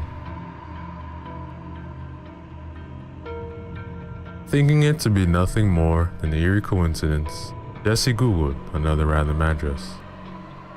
Again, he was presented with several stories about the house's haunted history. No matter which house Jessie Googled, the result was always the same. Every one of the houses Ray had lived in had some sort of reported haunting attached to it. How can this be? One of the stories had a video attached to it.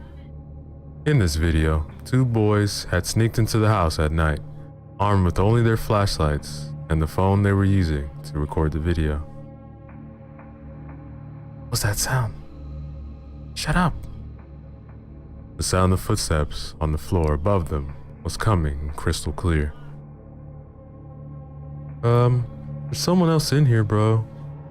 No, there isn't. Why are you being such a chicken? Hey, at least I didn't pee myself at the carnival last October. Look, I told you I spilled my soda on my lap. That's why I was wet. No soda smells like what you smelled like. What sounded like whispering could then be heard. So help me if you get in the way of me finding all that treasure. There's no treasure in here. There are only demons in this house. Demons, schmeemons. I'll kick their asses if they try to take any of my treasure. The video then showed the flashlight directed at the door that was slowly opening. What looked like the figure of a person was just outside the rim of the light. Before Jesse knew it, an unseen force had knocked down both boys, leaving the ceiling as the only thing visible on the video. At that moment, one of Jesse's co-workers had made his way to her desk with a cup of coffee.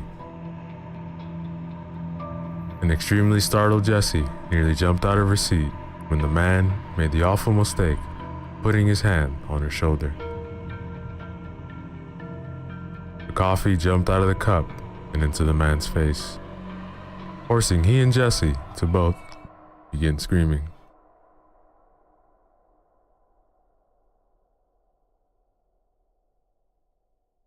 Ray had again heard the pipes knocking in his basement and had gone to check them out. The basement was exactly what was expected to be from a house that age. It had a dirt floor and was kept illuminated by a single bulb hanging from the center of the room. The light, however, did little to illuminate the room, as it was still very difficult to see. Rickety old shelves were found throughout, held against the walls with rusty nails that looked as if they were ready to give away at any second.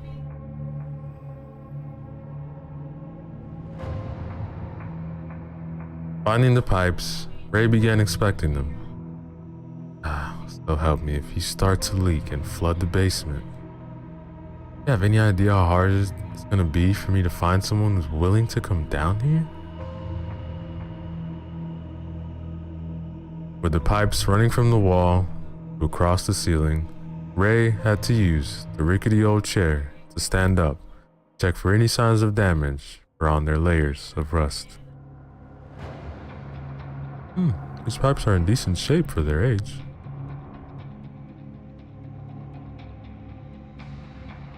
So engrossed in his inspection was Ray that he failed to notice a set of footprints in the dirt, making its way closer to him. Puffs of dust popped up with each step. If I fall off the chair and hurt myself, can I sue the homeowner? Wait, that's me. As if on cue, one of the chair's legs broke, sending Ray falling off and crashing into some shelves. The force was enough to loosen the nails anchoring the shelves onto the wall, but not quite strong enough to completely pull them out. Glass jars filled with tacks and rusty nails tipped over, but did not spill their contents onto Ray, who was now flat on his back.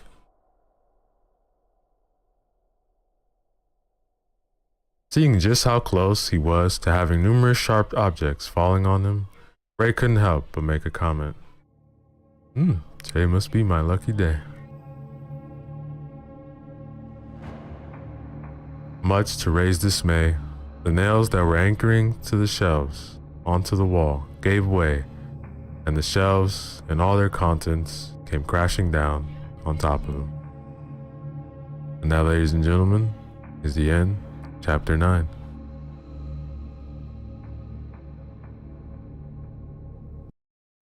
Yo, what is up, everybody? So let's go back again. Another chapter from the story titled Some Houses Bleed, written by Jacob Harris. Remember to use the links in the description below. Show love to the author, like, comment, subscribe. Chapter 10. Jessie was at home on her computer.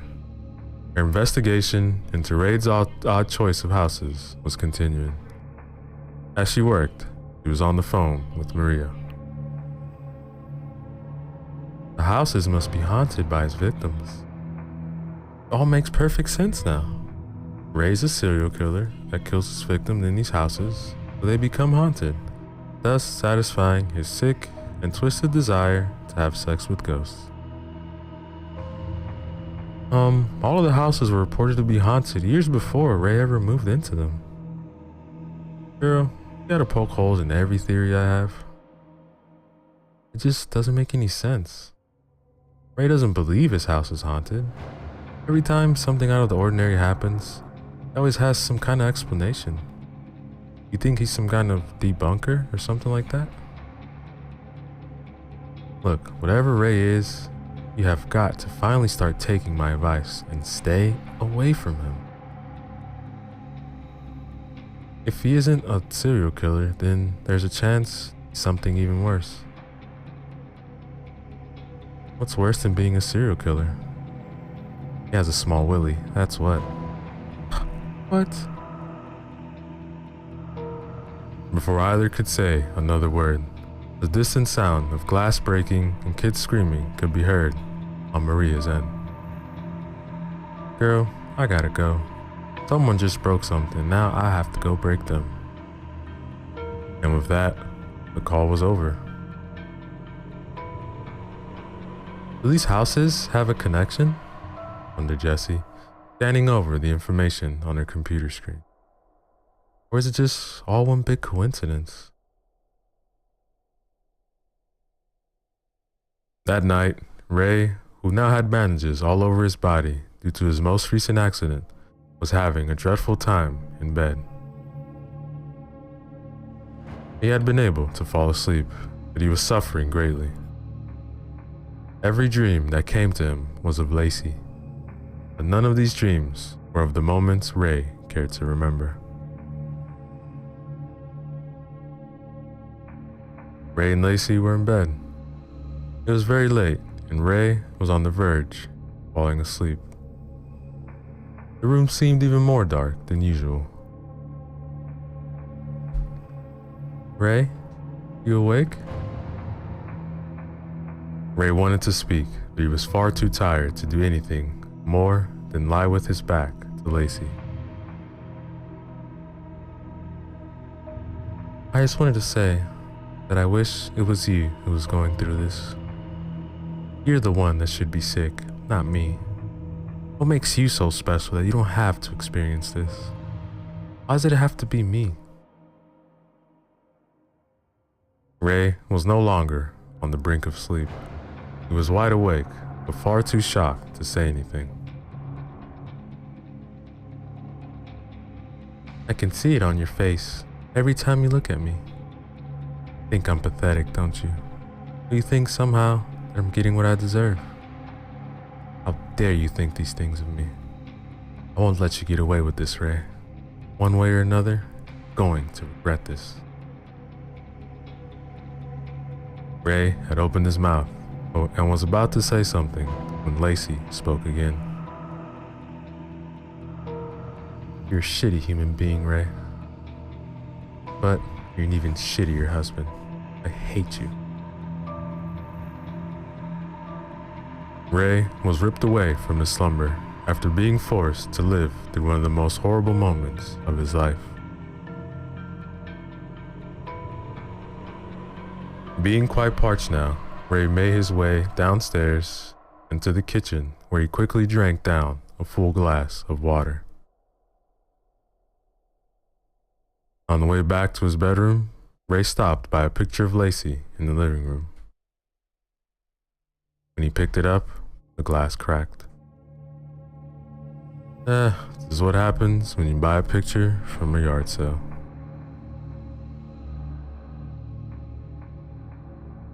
The knocking pipes could once again be heard from down in the basement. Ray whipped the basement door open and flipped on the light switch, but the light refused to turn on. I'll have to deal with you another time. For what felt like an eternity, Ray attempted to get back to sleep, but there was no way he could succumb to his fatigue, as all the noise in the basement keeping him up. Having had his fill of obnoxious noises for one night, Ray took his pillow and the blanket and marched out of the house to his car. For the night, Ray's back seat would serve as his bed.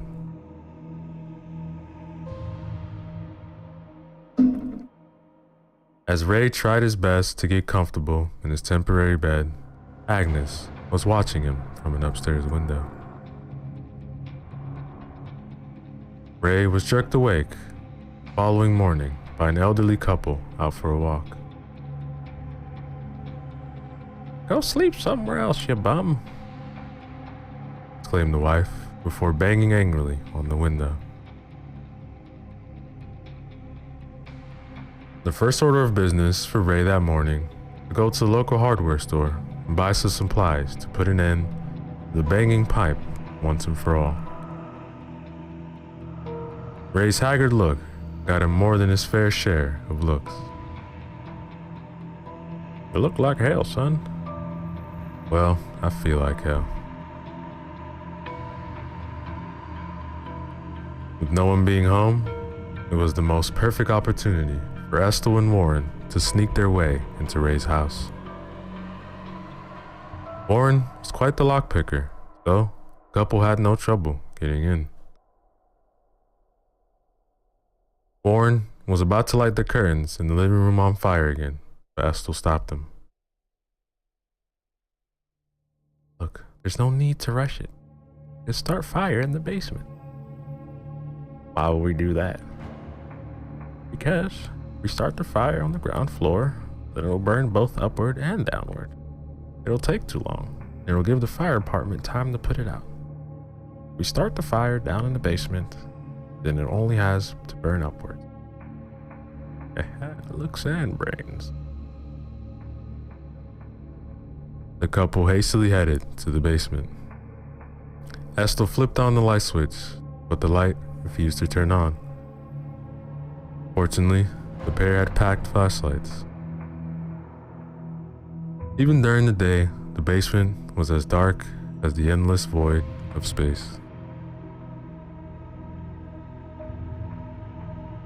Once they had carefully made it down the rickety stairs, Warren and Estill proceeded to cover every available surface with lighter fluid. As the pair was working, the pipes began banging loudly. "What's making them do that?" Don't worry about it. Just keep squirting." The basement door slammed shut. I think she knows we're here." A distinct sound of whispering could be heard throughout the basement. "Light this place up, Warren." The pipe running the length of the ceiling burst open and water began pouring out. When Warren struck a match, a sudden gust of air extinguished it. He struck another match, but the same thing happened. "Keep trying. We have to destroy this house, no matter what." The water that had poured onto the dirt floor softened the soil far quicker than it should have. To make matters worse, the old wooden staircase suddenly fell to pieces and into a jumbled pile of broken wood. I don't think she's gonna let us leave." Hands covered in decaying flesh thrust out of now abnormally soft dirt and took a hold of Warren and Estel's ankles. Estel was caught so off guard that she dropped her flashlight. Its fading light shined on Agnes, who was at the other end of the basement, happily watching as the couple and all their supplies were slowly being pulled into the ground. We knew this day would eventually come. The pair had been just close enough so that they could reach out and grab each other's hand. I love you, my little chickadee. Love you too, my darling. Before long, the couple had been completely sucked into the soft ground, leaving behind nary a trace that they had ever been there. And that, ladies and gentlemen, is the end, chapter 10. Yo, what is up, everybody? So let's go back again. Another chapter from the story titled Some Houses Bleed, written by Jacob Harris. Remember to use the links in the description below. Show love to the author, like, comment, and subscribe. Chapter 11. Ray made it home after his venture into town. He wasted no time taking his bag of supplies to the living room couch to come up with the battle plan. Contents of Ray's bag were little more than several rolls of duct tape. Okay, if I wrap up those pipes tightly enough, then it should stop the banging. I saw them do it one time on those house renovating shows. I mean, I fell asleep while watching it, so it could have been a dream, but I'm confident this will work. An above average size yawn escaped from Ray. They're a little tired from last night. Yeah, maybe I'll take a little cat nap before I get started. Ray laid himself down on the couch, closed his eyes. It took him no time at all to fall fast asleep.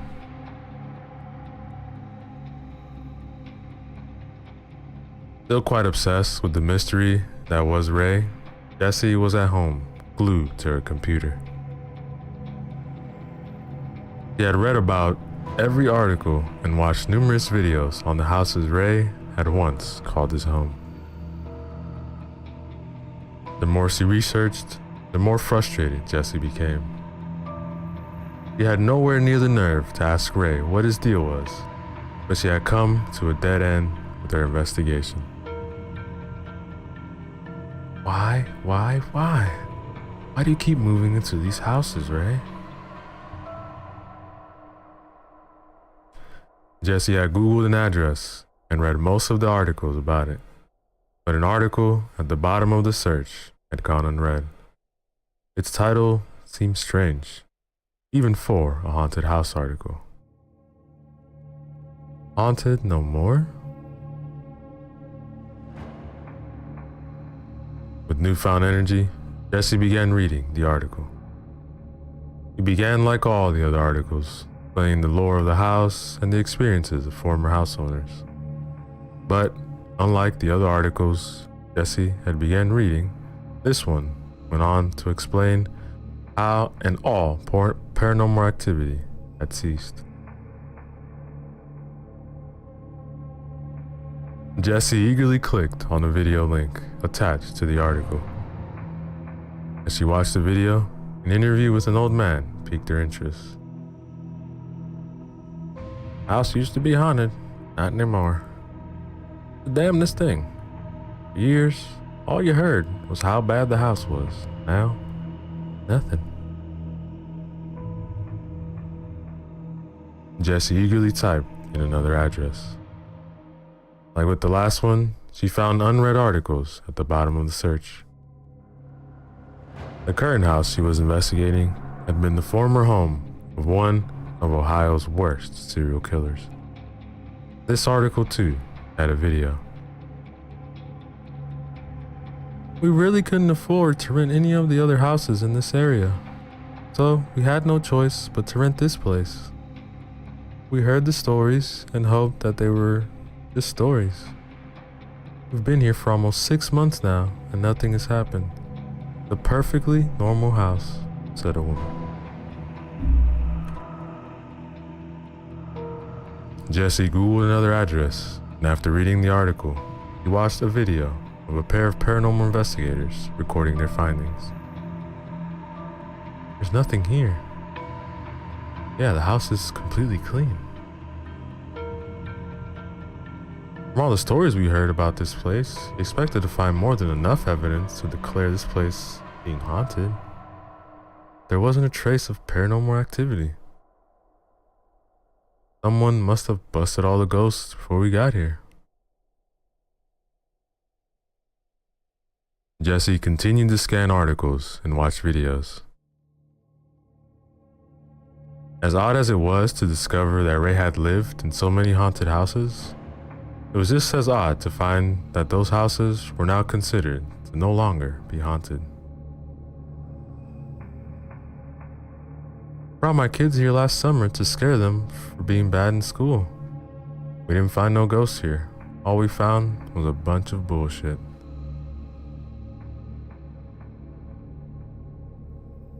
With night quickly approaching, Ray decided to get the task of fixing the pipe before it got too late.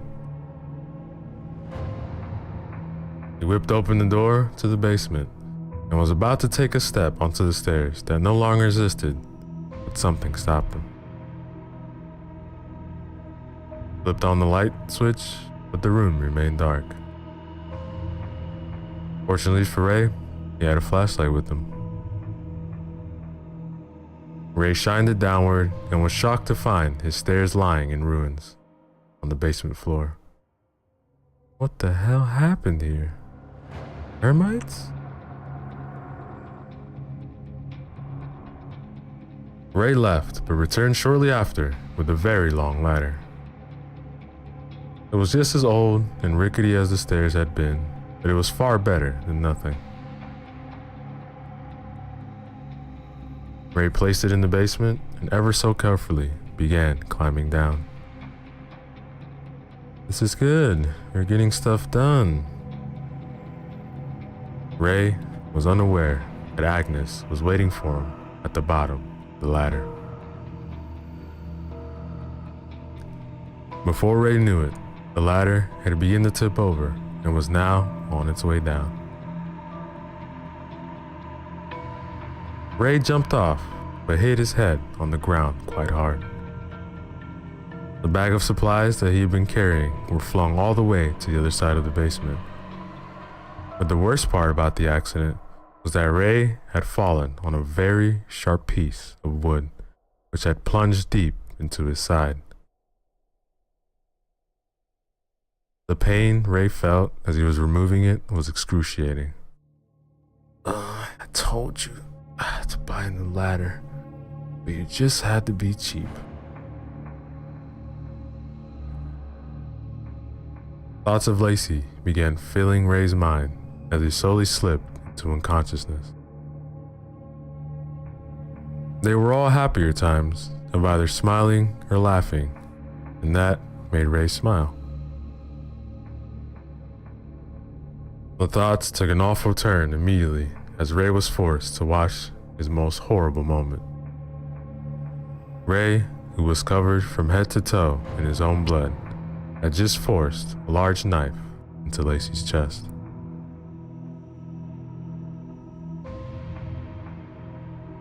Ray snapped out of his stupor and began crawling as best as he could toward the other end of the basement.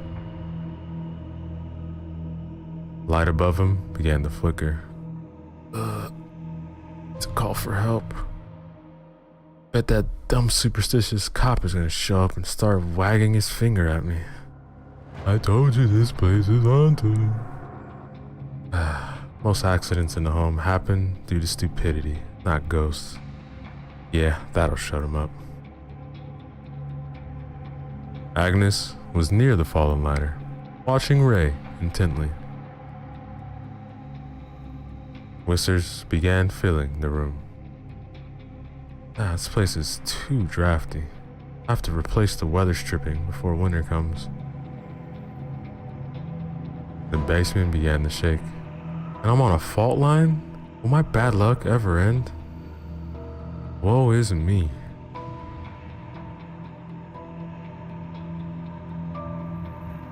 Ray had to stop crawling as he grew ever closer to passing out. He was temporarily snapped out of his lethargic state when he heard Lacey's voice in his head.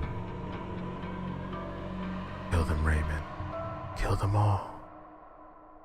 Lacey's voice grew more irate with each command she gave. Kill them, Raymond. Kill them all, kill them all, kill them all. Ray was able to stand up and hobble a few steps. Wet patches on the ground from where Warren and Estelle had met their fates caught his attention. Unable to support his own weight any longer, Ray crashed to his knees and began crawling again. Have to finish the job. Do it for the resale value. Like a hungry predator stalking its prey, Agnes began making her way toward Ray. Where'd that duct tape go? Fixing this house no matter what, even if it kills me. Raymond. Damn, this house is drafty. Ray reached his bag of supplies. He was able to get to a kneeling position and began rummaging. The amount of blood he had lost was making it difficult for Ray to keep his focus. Duct tape fixes all.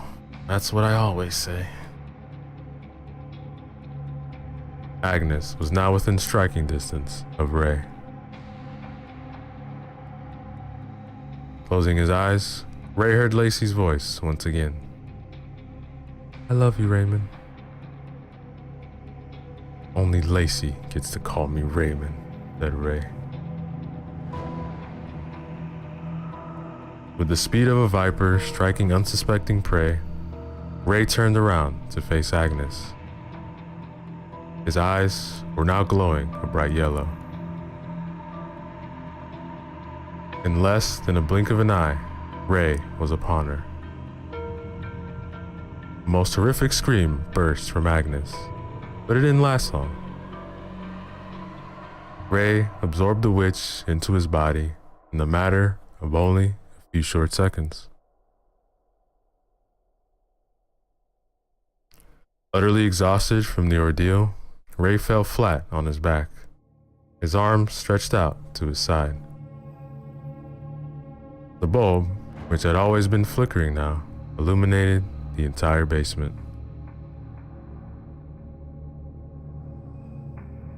One last memory of Lacey came to Ray at that moment. After he had fatally stabbed his wife, the two of them fell to the ground in their basement, which was clearly eerily similar to the one Ray had in his new house. They both had their arms stretched out wide, their hands touching. Ray looked at his wife, but there was no longer any sign of life in her eyes. Tears now forming in his eyes, Ray shook out of his daydreaming state. Guess I went a tad heavy on the acting this time. You think? Said Lacey, who was now lying next to Ray, just like in his memory. She looked no worse for wear, and there was no sign of any knife in her chest. Woe is me? What were you thinking? I improvised.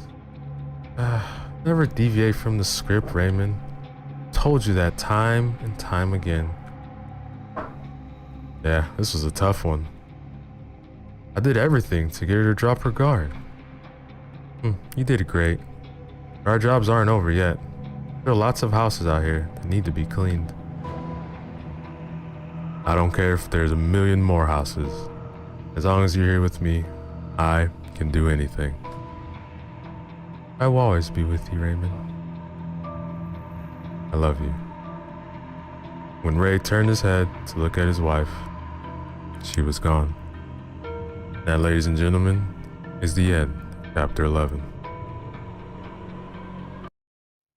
Yo, what is up, everybody? Let's go back again with the final chapter of our story titled How Some Houses Bleed, written by Jacob Harris. Remember to use the links in the description below. Show love to the author, like, comment, and subscribe. Chapter 12. A few days later, Jesse had mustered the courage to pay Ray yet another unsuspected visit. Okay, Jesse, okay, you can do this, Sneak your question into a casual conversation.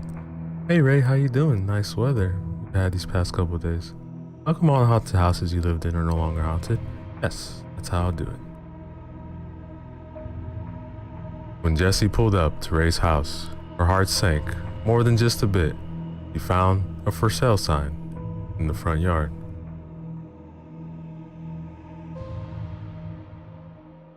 Jessie made her way to the front door and began knocking.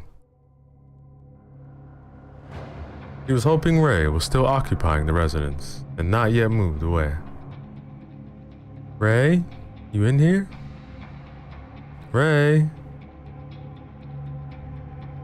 With each passing knock, Jessie was losing more hope. Agnes? When she looked through the window, Jessie could see that all the furniture was gone.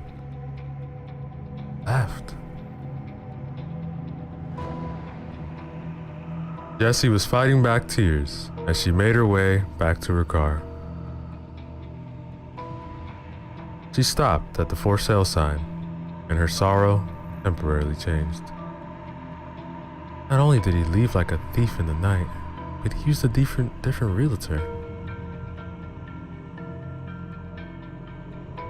Off somewhere in a different part of the country, two boys riding their bikes were watching a new neighbor moving into a local folks regarded as the most evil house they had ever come across. The boys rode up to the man who was busy unloading boxes from a moving van. Tell him, first boy said. Oh, you tell him, second boy said. Hey, mister, said the first boy. The man turned around to show himself to be one Ray Martinez. Any injuries he had incurred while at his previous home were now gone from sight. What can I do for you boys? I don't know if you knew this or not, but everyone says your house is haunted. Haunted? Oh boys, don't you know? There's no such things as ghosts. Ray then looked at a window on the second floor. The curtain was gently swaying as if someone had just been watching him. Trust me, I know. And Ray just grinned. That, ladies and gentlemen, is the end of our story. Yo, what is up, everybody? Let's go back again. Another short horror story for you guys. This one is a one-shot written by Old School Horror titled Something's Out There. Remember to use the links in the description below. Show love to them. Like, comment, subscribe.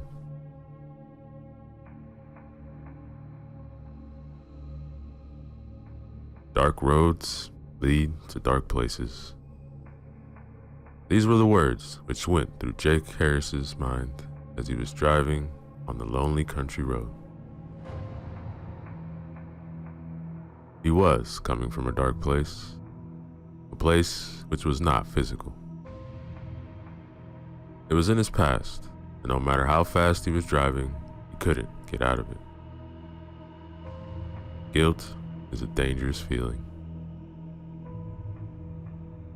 It was eating him for years. So he was driving away from the big city. He needed some time on his own. The state of Wisconsin proved to be an excellent choice for him. Jake's late parents had a cabin somewhere north in the woods.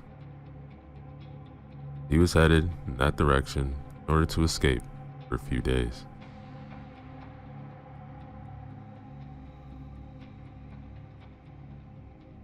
Sleepiness crawled over him, and he had a hard time concentrating on the road. He was driving for many hours now. But driving was also a thing which he loved. Long roads were his favorite. Since his wife and son had died, he was often on the road. Sometimes Jake just got into the car and drove off to nowhere.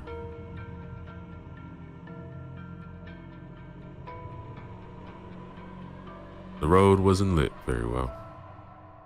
It was a country road after all. It hadn't been rehabilitated since 1980.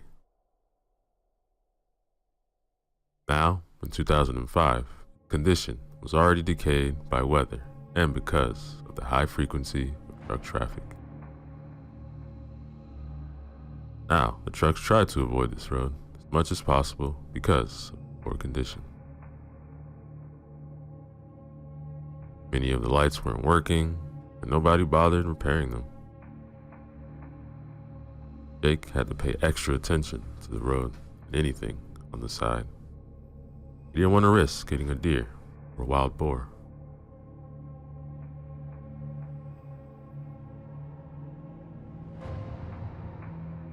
He reached a wooded area. I must be close, he thought. Pressed the gas pedal a little harder. After passing a dangerous curve, Jake spotted one of the light poles. Right behind the light pole, there was a sign which stated that there's a gas station about 1 mile down the road. He glanced at the instrument panel. It showed that there's still some gas in the tank.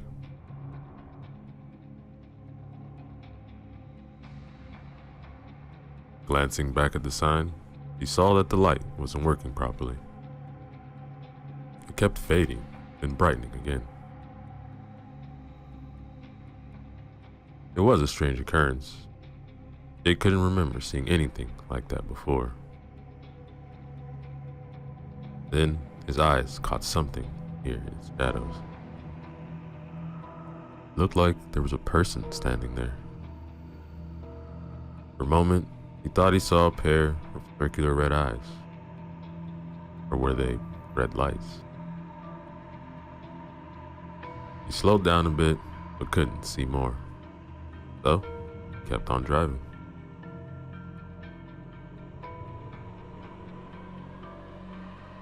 The front lights of his car flickered erratically, and he was in line of sight. They were even out for a few seconds. Radio went crazy, switching channels in a chaotic manner, until he got past the sign.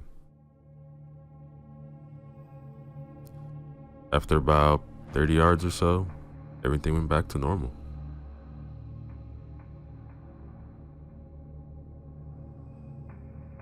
This strange event woke him up from his lethargic state. Jake thought that his battery might not be working properly. Faulty wiring combined with some interference might explain both of the phenomena. It was weird, however, that they happened at the same time. Coincidence like this had a tiny chance of happening. God, I'm tired, he thought, and sped up some more in order to reach the gas station as soon as possible. A few minutes of rest, and he'll be on his way. Maybe a cup of coffee would be a good idea. Jake hoped to find a vending machine there, and if strange events won't repeat themselves, and it will be alright. Continue.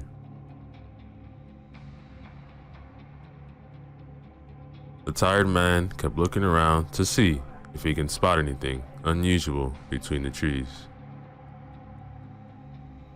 He couldn't see anything out of the ordinary.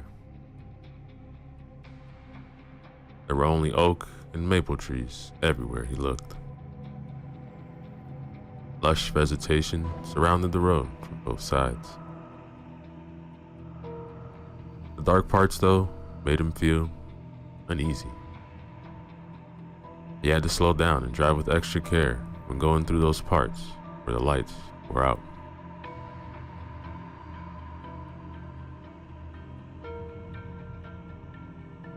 The gas station appeared in front of him. It was a well-lit place, but not big. In front of the station, where the pumps had been placed, was covered by a metallic roof supported by an old steel structure. He then stopped his red 1993 BMW at one of the pumps and filled up the tank. Another car was parked at the other pump. There were only 4 of them. When Jake looked inside, he saw a woman and a little girl through the windows. They were looking around as if they didn't know what to buy.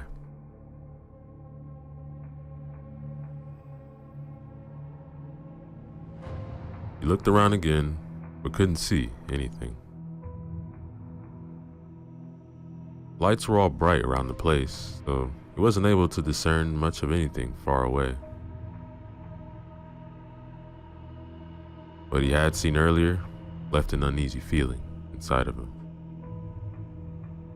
A shadow with a strange shape. Or was it his imagination?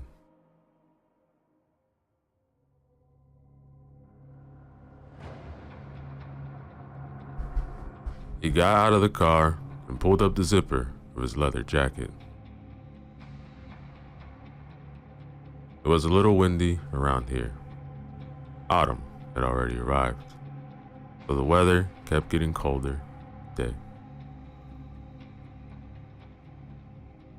His legs had a hard time walking. He had spent a considerable time in a seated position, so his joints felt heavy and rusty. Jake wasn't too old. In fact, he was only 44, and still as healthy as a man can be at that age. The stubble on his face already turned into a beard. He hadn't shaved for a few days. His sunken cheeks and droopy eyes betrayed tiredness and past heavy encounters with the bottle.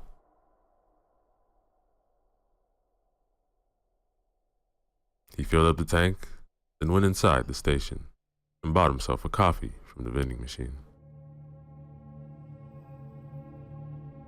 He waited for the clerk while listening to the pleasant music which was playing in the background. It must have been the radio, but he couldn't see where it was. Then the gas station clerk came to the counter a few seconds later. He was a tall black guy, also a little skinny.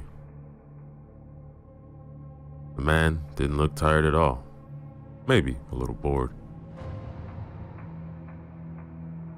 He had thick lips and dark brown eyes, characteristic of African American people. Jake paid for the gas. Before he could leave, an agitated man rushed inside. He was in his 50s and sported an enormous belly. The blue baseball cap on his head was dirty and soaked in sweat. The man's hairy chest was heaving.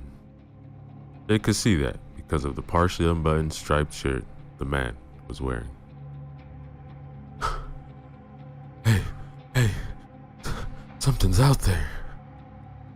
What? There's something out there I saw. What's out there? I don't know. So what? Maybe it was a man. Yeah, but he was black. No shit. I'm black too, man. No, not like that. He was completely black. I'm completely black too. No, not like that. Look, about a mile from here, that way. Near the road. I saw it too.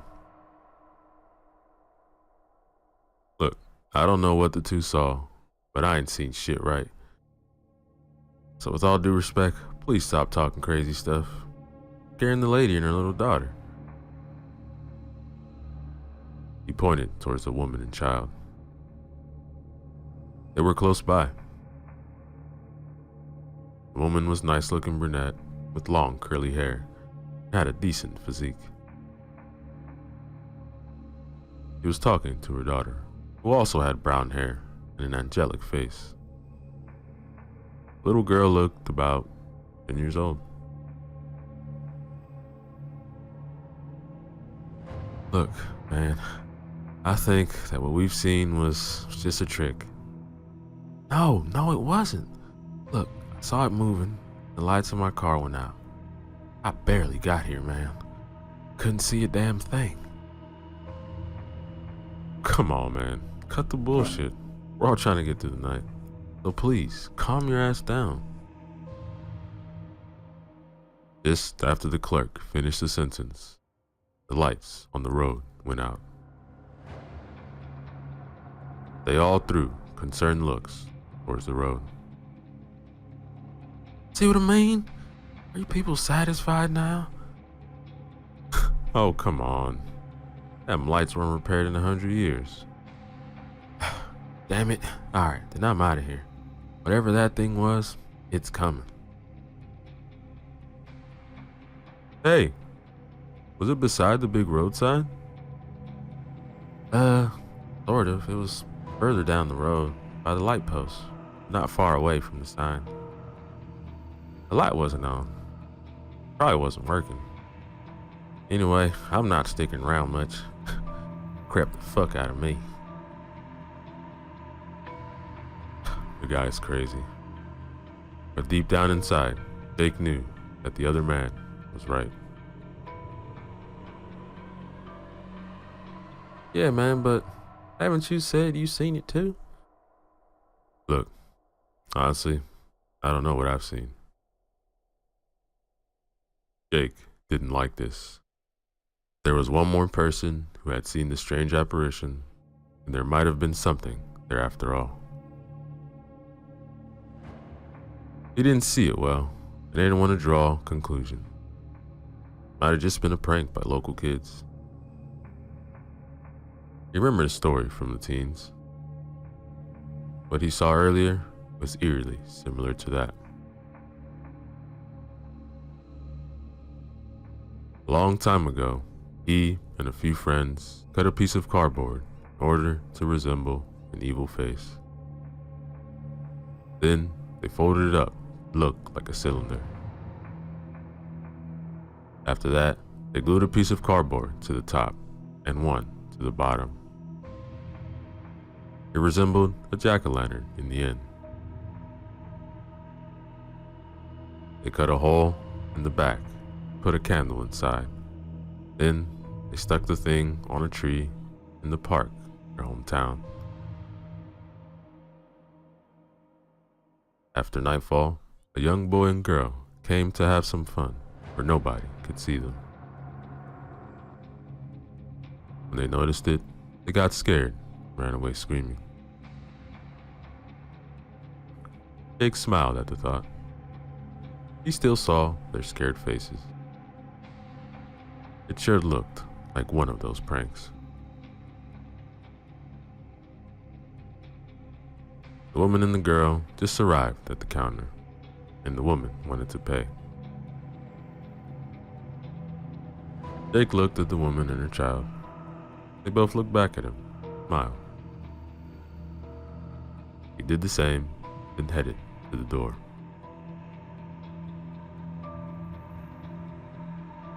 Don't even think about it, he thought.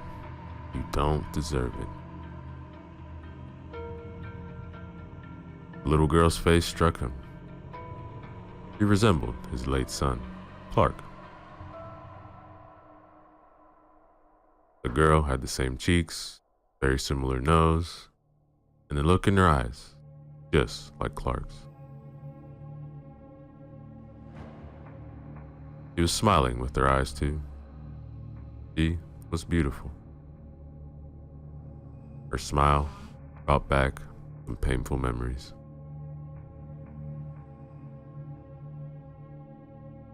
These memories dated back 4 years, and Jake hated them as much as he hated himself.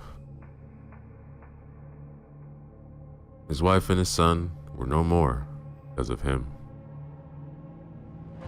Only death could save him, the guilt he was feeling. He didn't start a new life since their death. He couldn't. The road was his salvation when he wasn't working. Jake was driving because this way he'd avoid the damn bottle. He couldn't drink himself to death being behind the wheel. His life mattered little to him, and he didn't want to kill anybody else. Sometimes he was fantasizing about saving somebody else at the expense of his own life in order to die, at least, half at peace.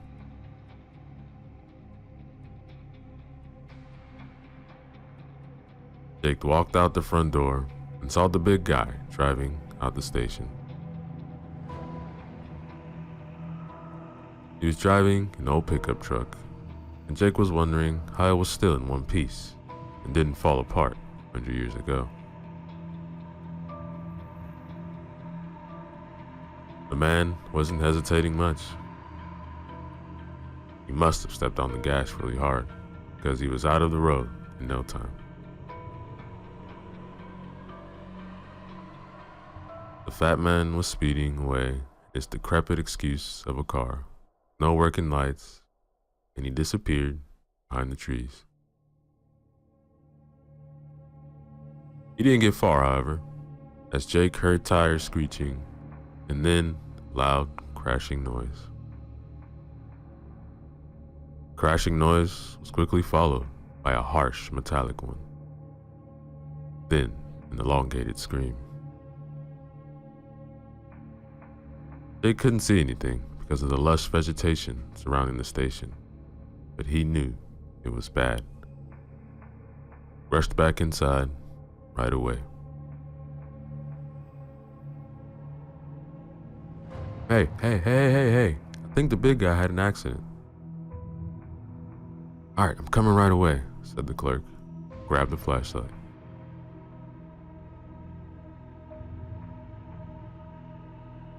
He then ran outside, right behind Jake. The woman and the child remained inside. The woman didn't want her daughter to see anything related to an accident. Jake reached the man's fat car. It looked like the man tried to avoid something on the road. Something he saw too late. The car hit an enormous tree and now lay on the side of the road, smoking.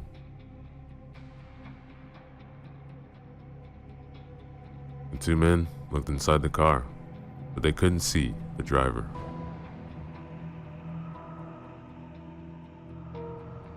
They saw right away that the steering wheel was bloody. It was an old car, but most likely didn't have an airbag. I mean, even if it had one, it obviously wasn't working. They noticed that the right-hand door wasn't where it should have been. It was ripped out of its hinges and lying about 5 yards away between the trees. The impact didn't look so forceful for the door to be that far away. Even for a wreck of a car like a pickup truck, it appeared impossible. What the hell happened here? Look, man, I don't know. No sign of the fat dude. Both men then looked around the car and under it. The men even searched their surroundings, but they found nothing. Jake's guts twisting, turning. The sight of the red-eyed shape came back to him. If it were only for him to see it, it would have been fine. The really unnerving fact was that the fat guy had also seen something even closer to the station. What if that thing reached the station? Maybe the road lights turning off were a sign that it was here. Look, it's a mess, man. Yeah, but where the hell did he go? Look, I don't know, but let's not just stand here. I'm gonna call emergency. Yeah, that's a good idea because I heard a scream. That door, something took him. Yeah, man, something big. But I ain't gonna wait here to see it. Alright, man. Let's go. Let's get back inside.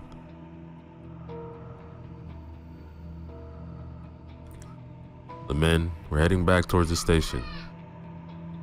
Right before turning from the main road onto the driveway, they met the woman and her daughter. Hey, what are you doing? Not safe here. But Jake saw that they were both trembling. Mister, the lights went out.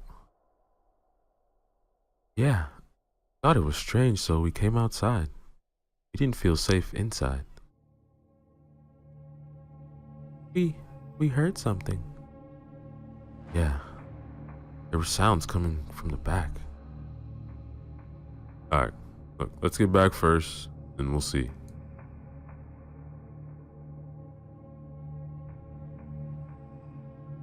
They all went back to the station. The clerk was in front with the flashlight. The girls were behind him, and Jake in the back.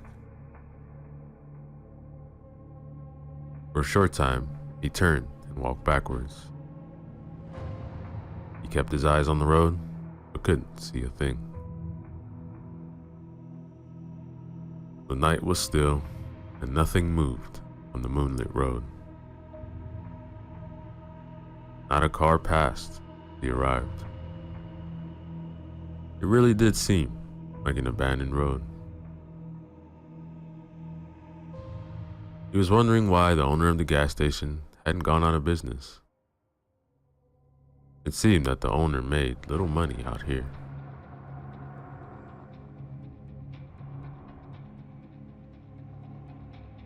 Jake turned, found himself staring at the woman's hips. He liked how they swayed. She wore tight jeans, which accentuated her curves. A thin jacket, made of some material which resembled leather, covered the upper body. Beautiful woman, thought Jake again, then looked away, distaste.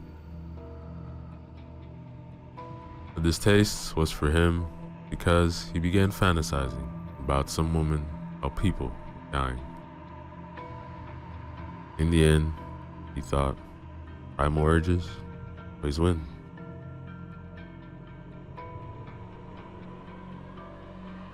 My name is Curtis, by the way. Hi, I'm Jenna. This is my daughter, Claire. Not the best circumstances to make friends, huh? Definitely not. I'm Jake. Nice to meet you. Alright, I'm gonna check the brake panel out back. Alright, Curtis. I'm staying here with the ladies. Curtis went around the building, and Jake remained with Jenna and Claire. Little girl was hugging her mother. Jenna was keeping her hand protectively over Clara's shoulder. Jake then crouched in front of the girl, smiled comfortably at her. She smiled back. How old are you, Claire? I'm 10. Well, Claire, me and Curtis are gonna find out what's happening, and then... He couldn't finish because there was a loud curse coming from behind the building. Motherfucker. It was Curtis. Alright, stay here. Don't drive away because we don't know what's out there.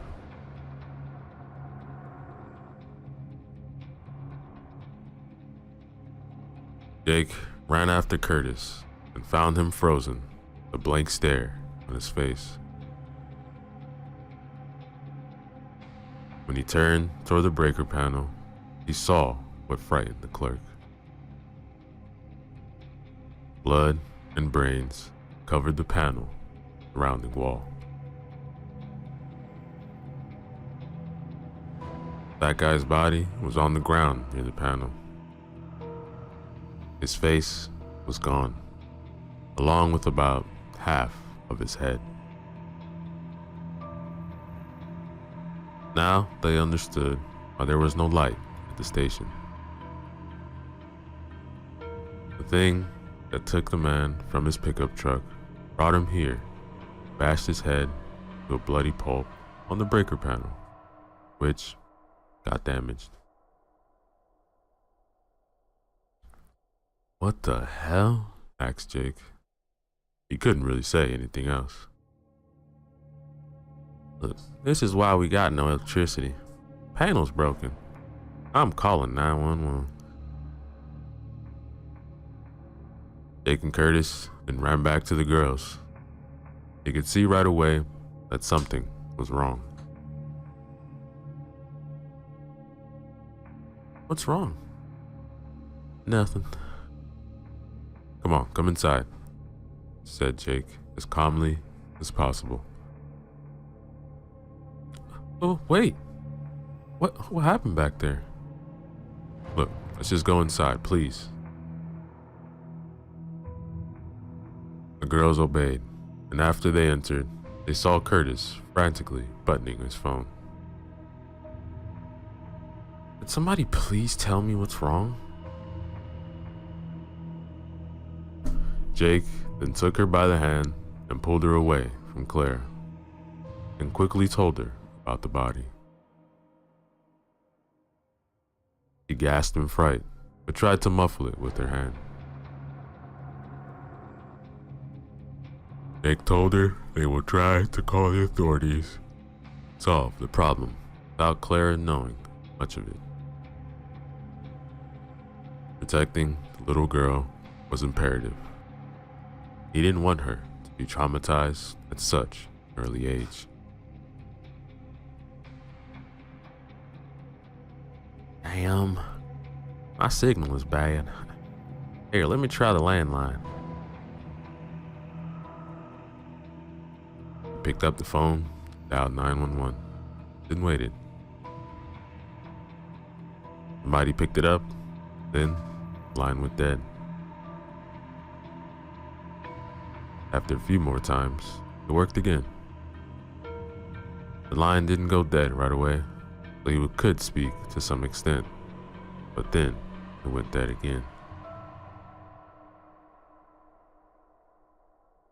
Did it work? I don't know. I talked to an operator, but I'm not sure she could hear me right. Let's hope they received at least where we are. So what now? We wait. For what? Can't even be sure if help is on the way or not. Because the thing that did Jake began, then realized it is a mistake and stopped mid-sentence. What thing? Nothing, honey. Could you please help Curtis find what he was looking for? Yeah, sure. Look, sorry for scaring your daughter, but going away is risky. We don't know what's out there. Then why is waiting here a better option? That thing could be anywhere, even inside. Yeah, I know. But I saw the fat guy drive away. Now he's dead, alright? Looks like we don't have a right option. No, not really. The only sure thing is that being outside is deadly. Also, there has to be something with the lights. Yo, what do you mean? The road outside is not well lit. Damn politicians ain't want to fix shit here. Yes, I know. The thing is, when the fat guy left, his lights weren't working. Yeah, he told us, man. I remember now, but what's your point? Yeah, what's with the lights? He also said his lights went out when he saw something on the roadside. I saw it too. When I got close to it, the lights went downright crazy. You mean like in the horror movies? I don't like horror movies. Yeah, something like that. And that thing, it was not human.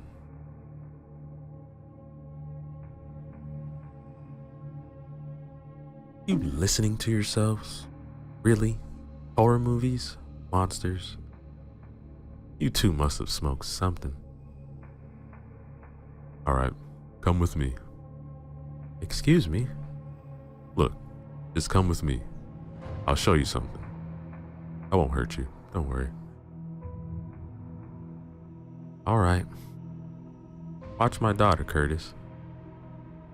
Yes, ma'am, no problem.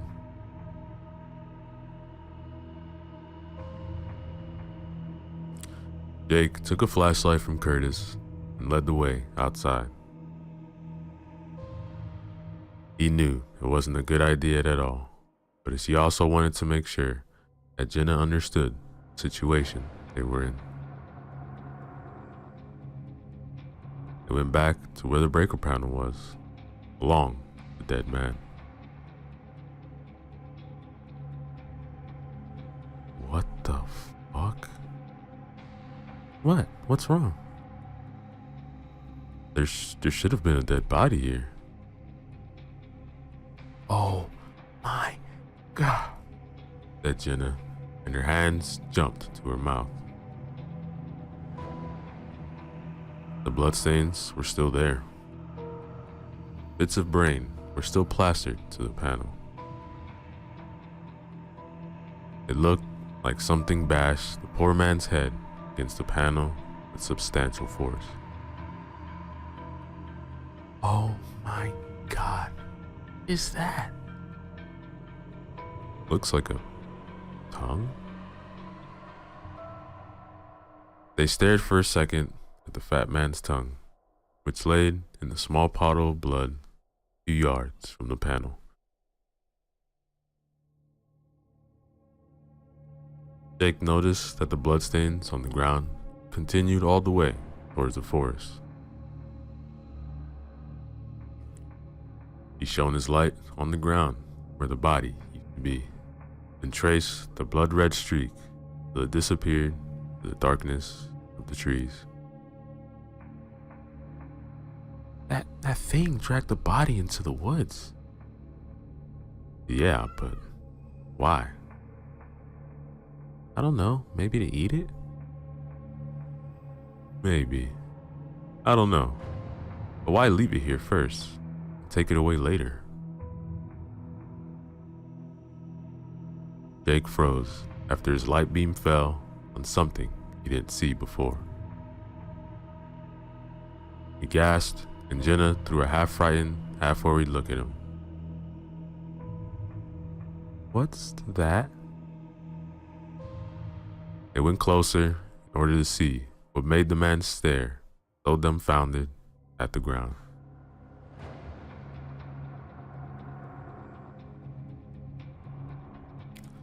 There, on the decades-old asphalt, near the bloody drag marks, a name was painted on the ground. Jake couldn't believe his eyes. The moment he saw the bloody name on the ground, he knew that tonight's events aren't random. They have something to do with him.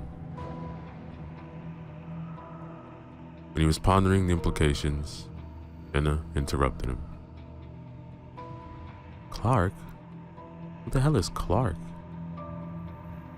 He was my son." "Was?" "He died."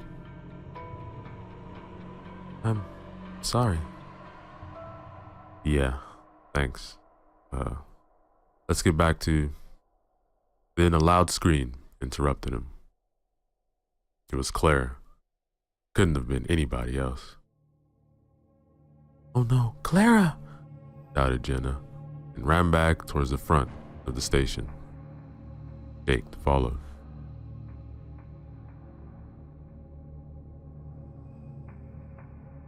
A stream of light illuminating the driveway from inside. It looked like somebody was searching for something. "Mommy?" "It's all right, honey. I'm here. What happened?" "A monster wanted to take me. Curtis chased it away." "Hey, y'all need to get inside." They followed the clerk's instructions and hurried in.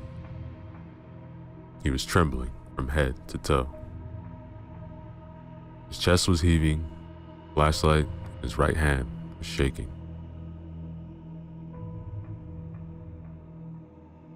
What happened?" He said she wanted some candy, so I let her search for candy. He wandered away, then I heard the scream, so I ran to her. She was by the big glass wall in the front. I pointed the light to her, then I saw the thing we were talking about behind her. Jenna held her hands to her chest like she was having a heart attack. She felt relieved because Clara was still alive, but she also knew that her daughter's life had almost been ended. Alright, then what happened next? It disappeared. It dissolved in the thin air. I can't explain it. I couldn't see much, but it was big, man. The light made it go away like you've said before. Will the monster come back, Mommy? I don't know, honey. All I know is that we will not let it hurt you, all right? The girl just nodded and buried her head into her mother's shirt. He didn't want to let her go. Jenna really wanted to protect her daughter. What kind of mother wouldn't? The problem was, he didn't know how. He had to rely on the two men who were as lost as she was. Yeah, doesn't like light. That's why he took out the breaker panel. And that's why it could scare the fat guy. His lights weren't working. Yo, the fat dude said his lights were out when he passed the thing on the road. You passed it too, but your lights are working, right? Yeah, I think so. When I passed the thing the first time, my lights flickered, my radio went nuts. It all returned to normal though, after I got further down the road. How come your lights were still working? I don't have the vaguest idea. Your lights were okay when you were on the road, right? Yes, but I came from the opposite direction. Okay. So, we don't know what the hell this thing is. But we better make sure that we are surrounded by light all the time. How many flashlights do we have? We have 4. One is mine, the other's yours, and we still have 2 extra. Jake took one of the lights and gave it to Jenna.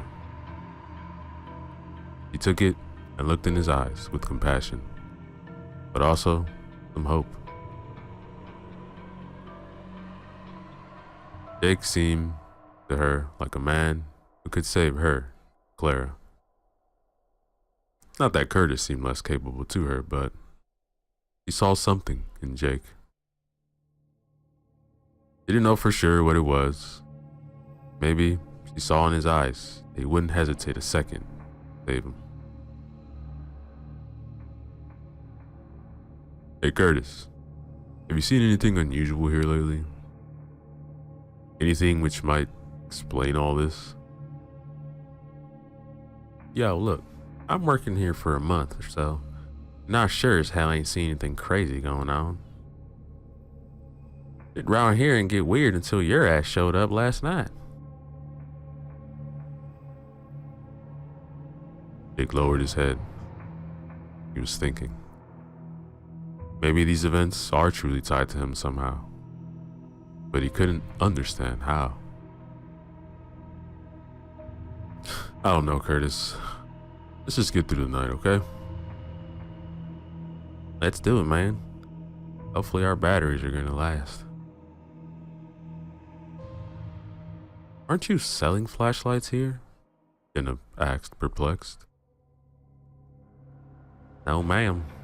This was the same question I asked the boss when I'm coming here to work. He said that he plans to sell them in the future, but not yet.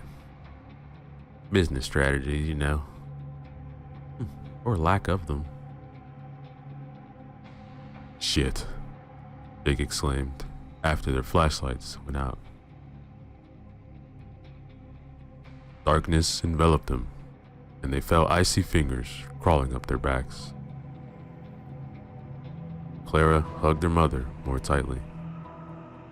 The 2 men tried desperate moves to restart the lights, but it was futile. Just when they thought it was all over, they heard sirens.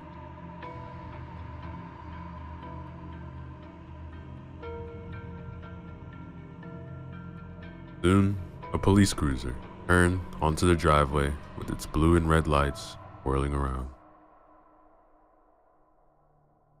People inside the station died in relief. Finally, they had been rescued, and the ordeal was over. At least, this is what they thought. Better stated, this is what they all wanted to be true. The car didn't get too close because its siren and lights went dead in an instant. The driver tried to start the engine a few more times, but was unsuccessful. He also tried the radio, but it was dead.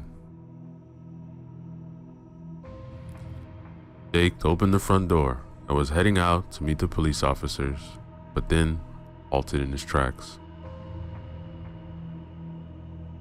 To his right, between the tall bushes, he saw something moving. At first, he thought it was something in the wind. But no, it had an abnormal form. A tall, dark shape emerged onto the driveway. It had no visible features, only an outline. Otherwise, It was complete blackness. Outside was dark, but the visibility was still acceptable because the sky wasn't clouded. The faint moonlight somewhat illuminated the surroundings. Other than that, there was nothing else. No lights were working, but the sheer blackness of the creature was still obvious.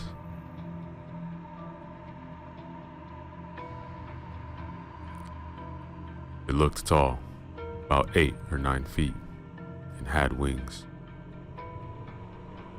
They resembled the wings of a bat, only much larger, and they were only retracted. The creature also had 2 horns, jutting forward from its forehead, which then curled upwards. They couldn't see any facial features. Its hands were long and ended in thin fingers, pointy claws. The creature's legs were like that of a bird or a bat. Digitigrade, but with long fingers and claws.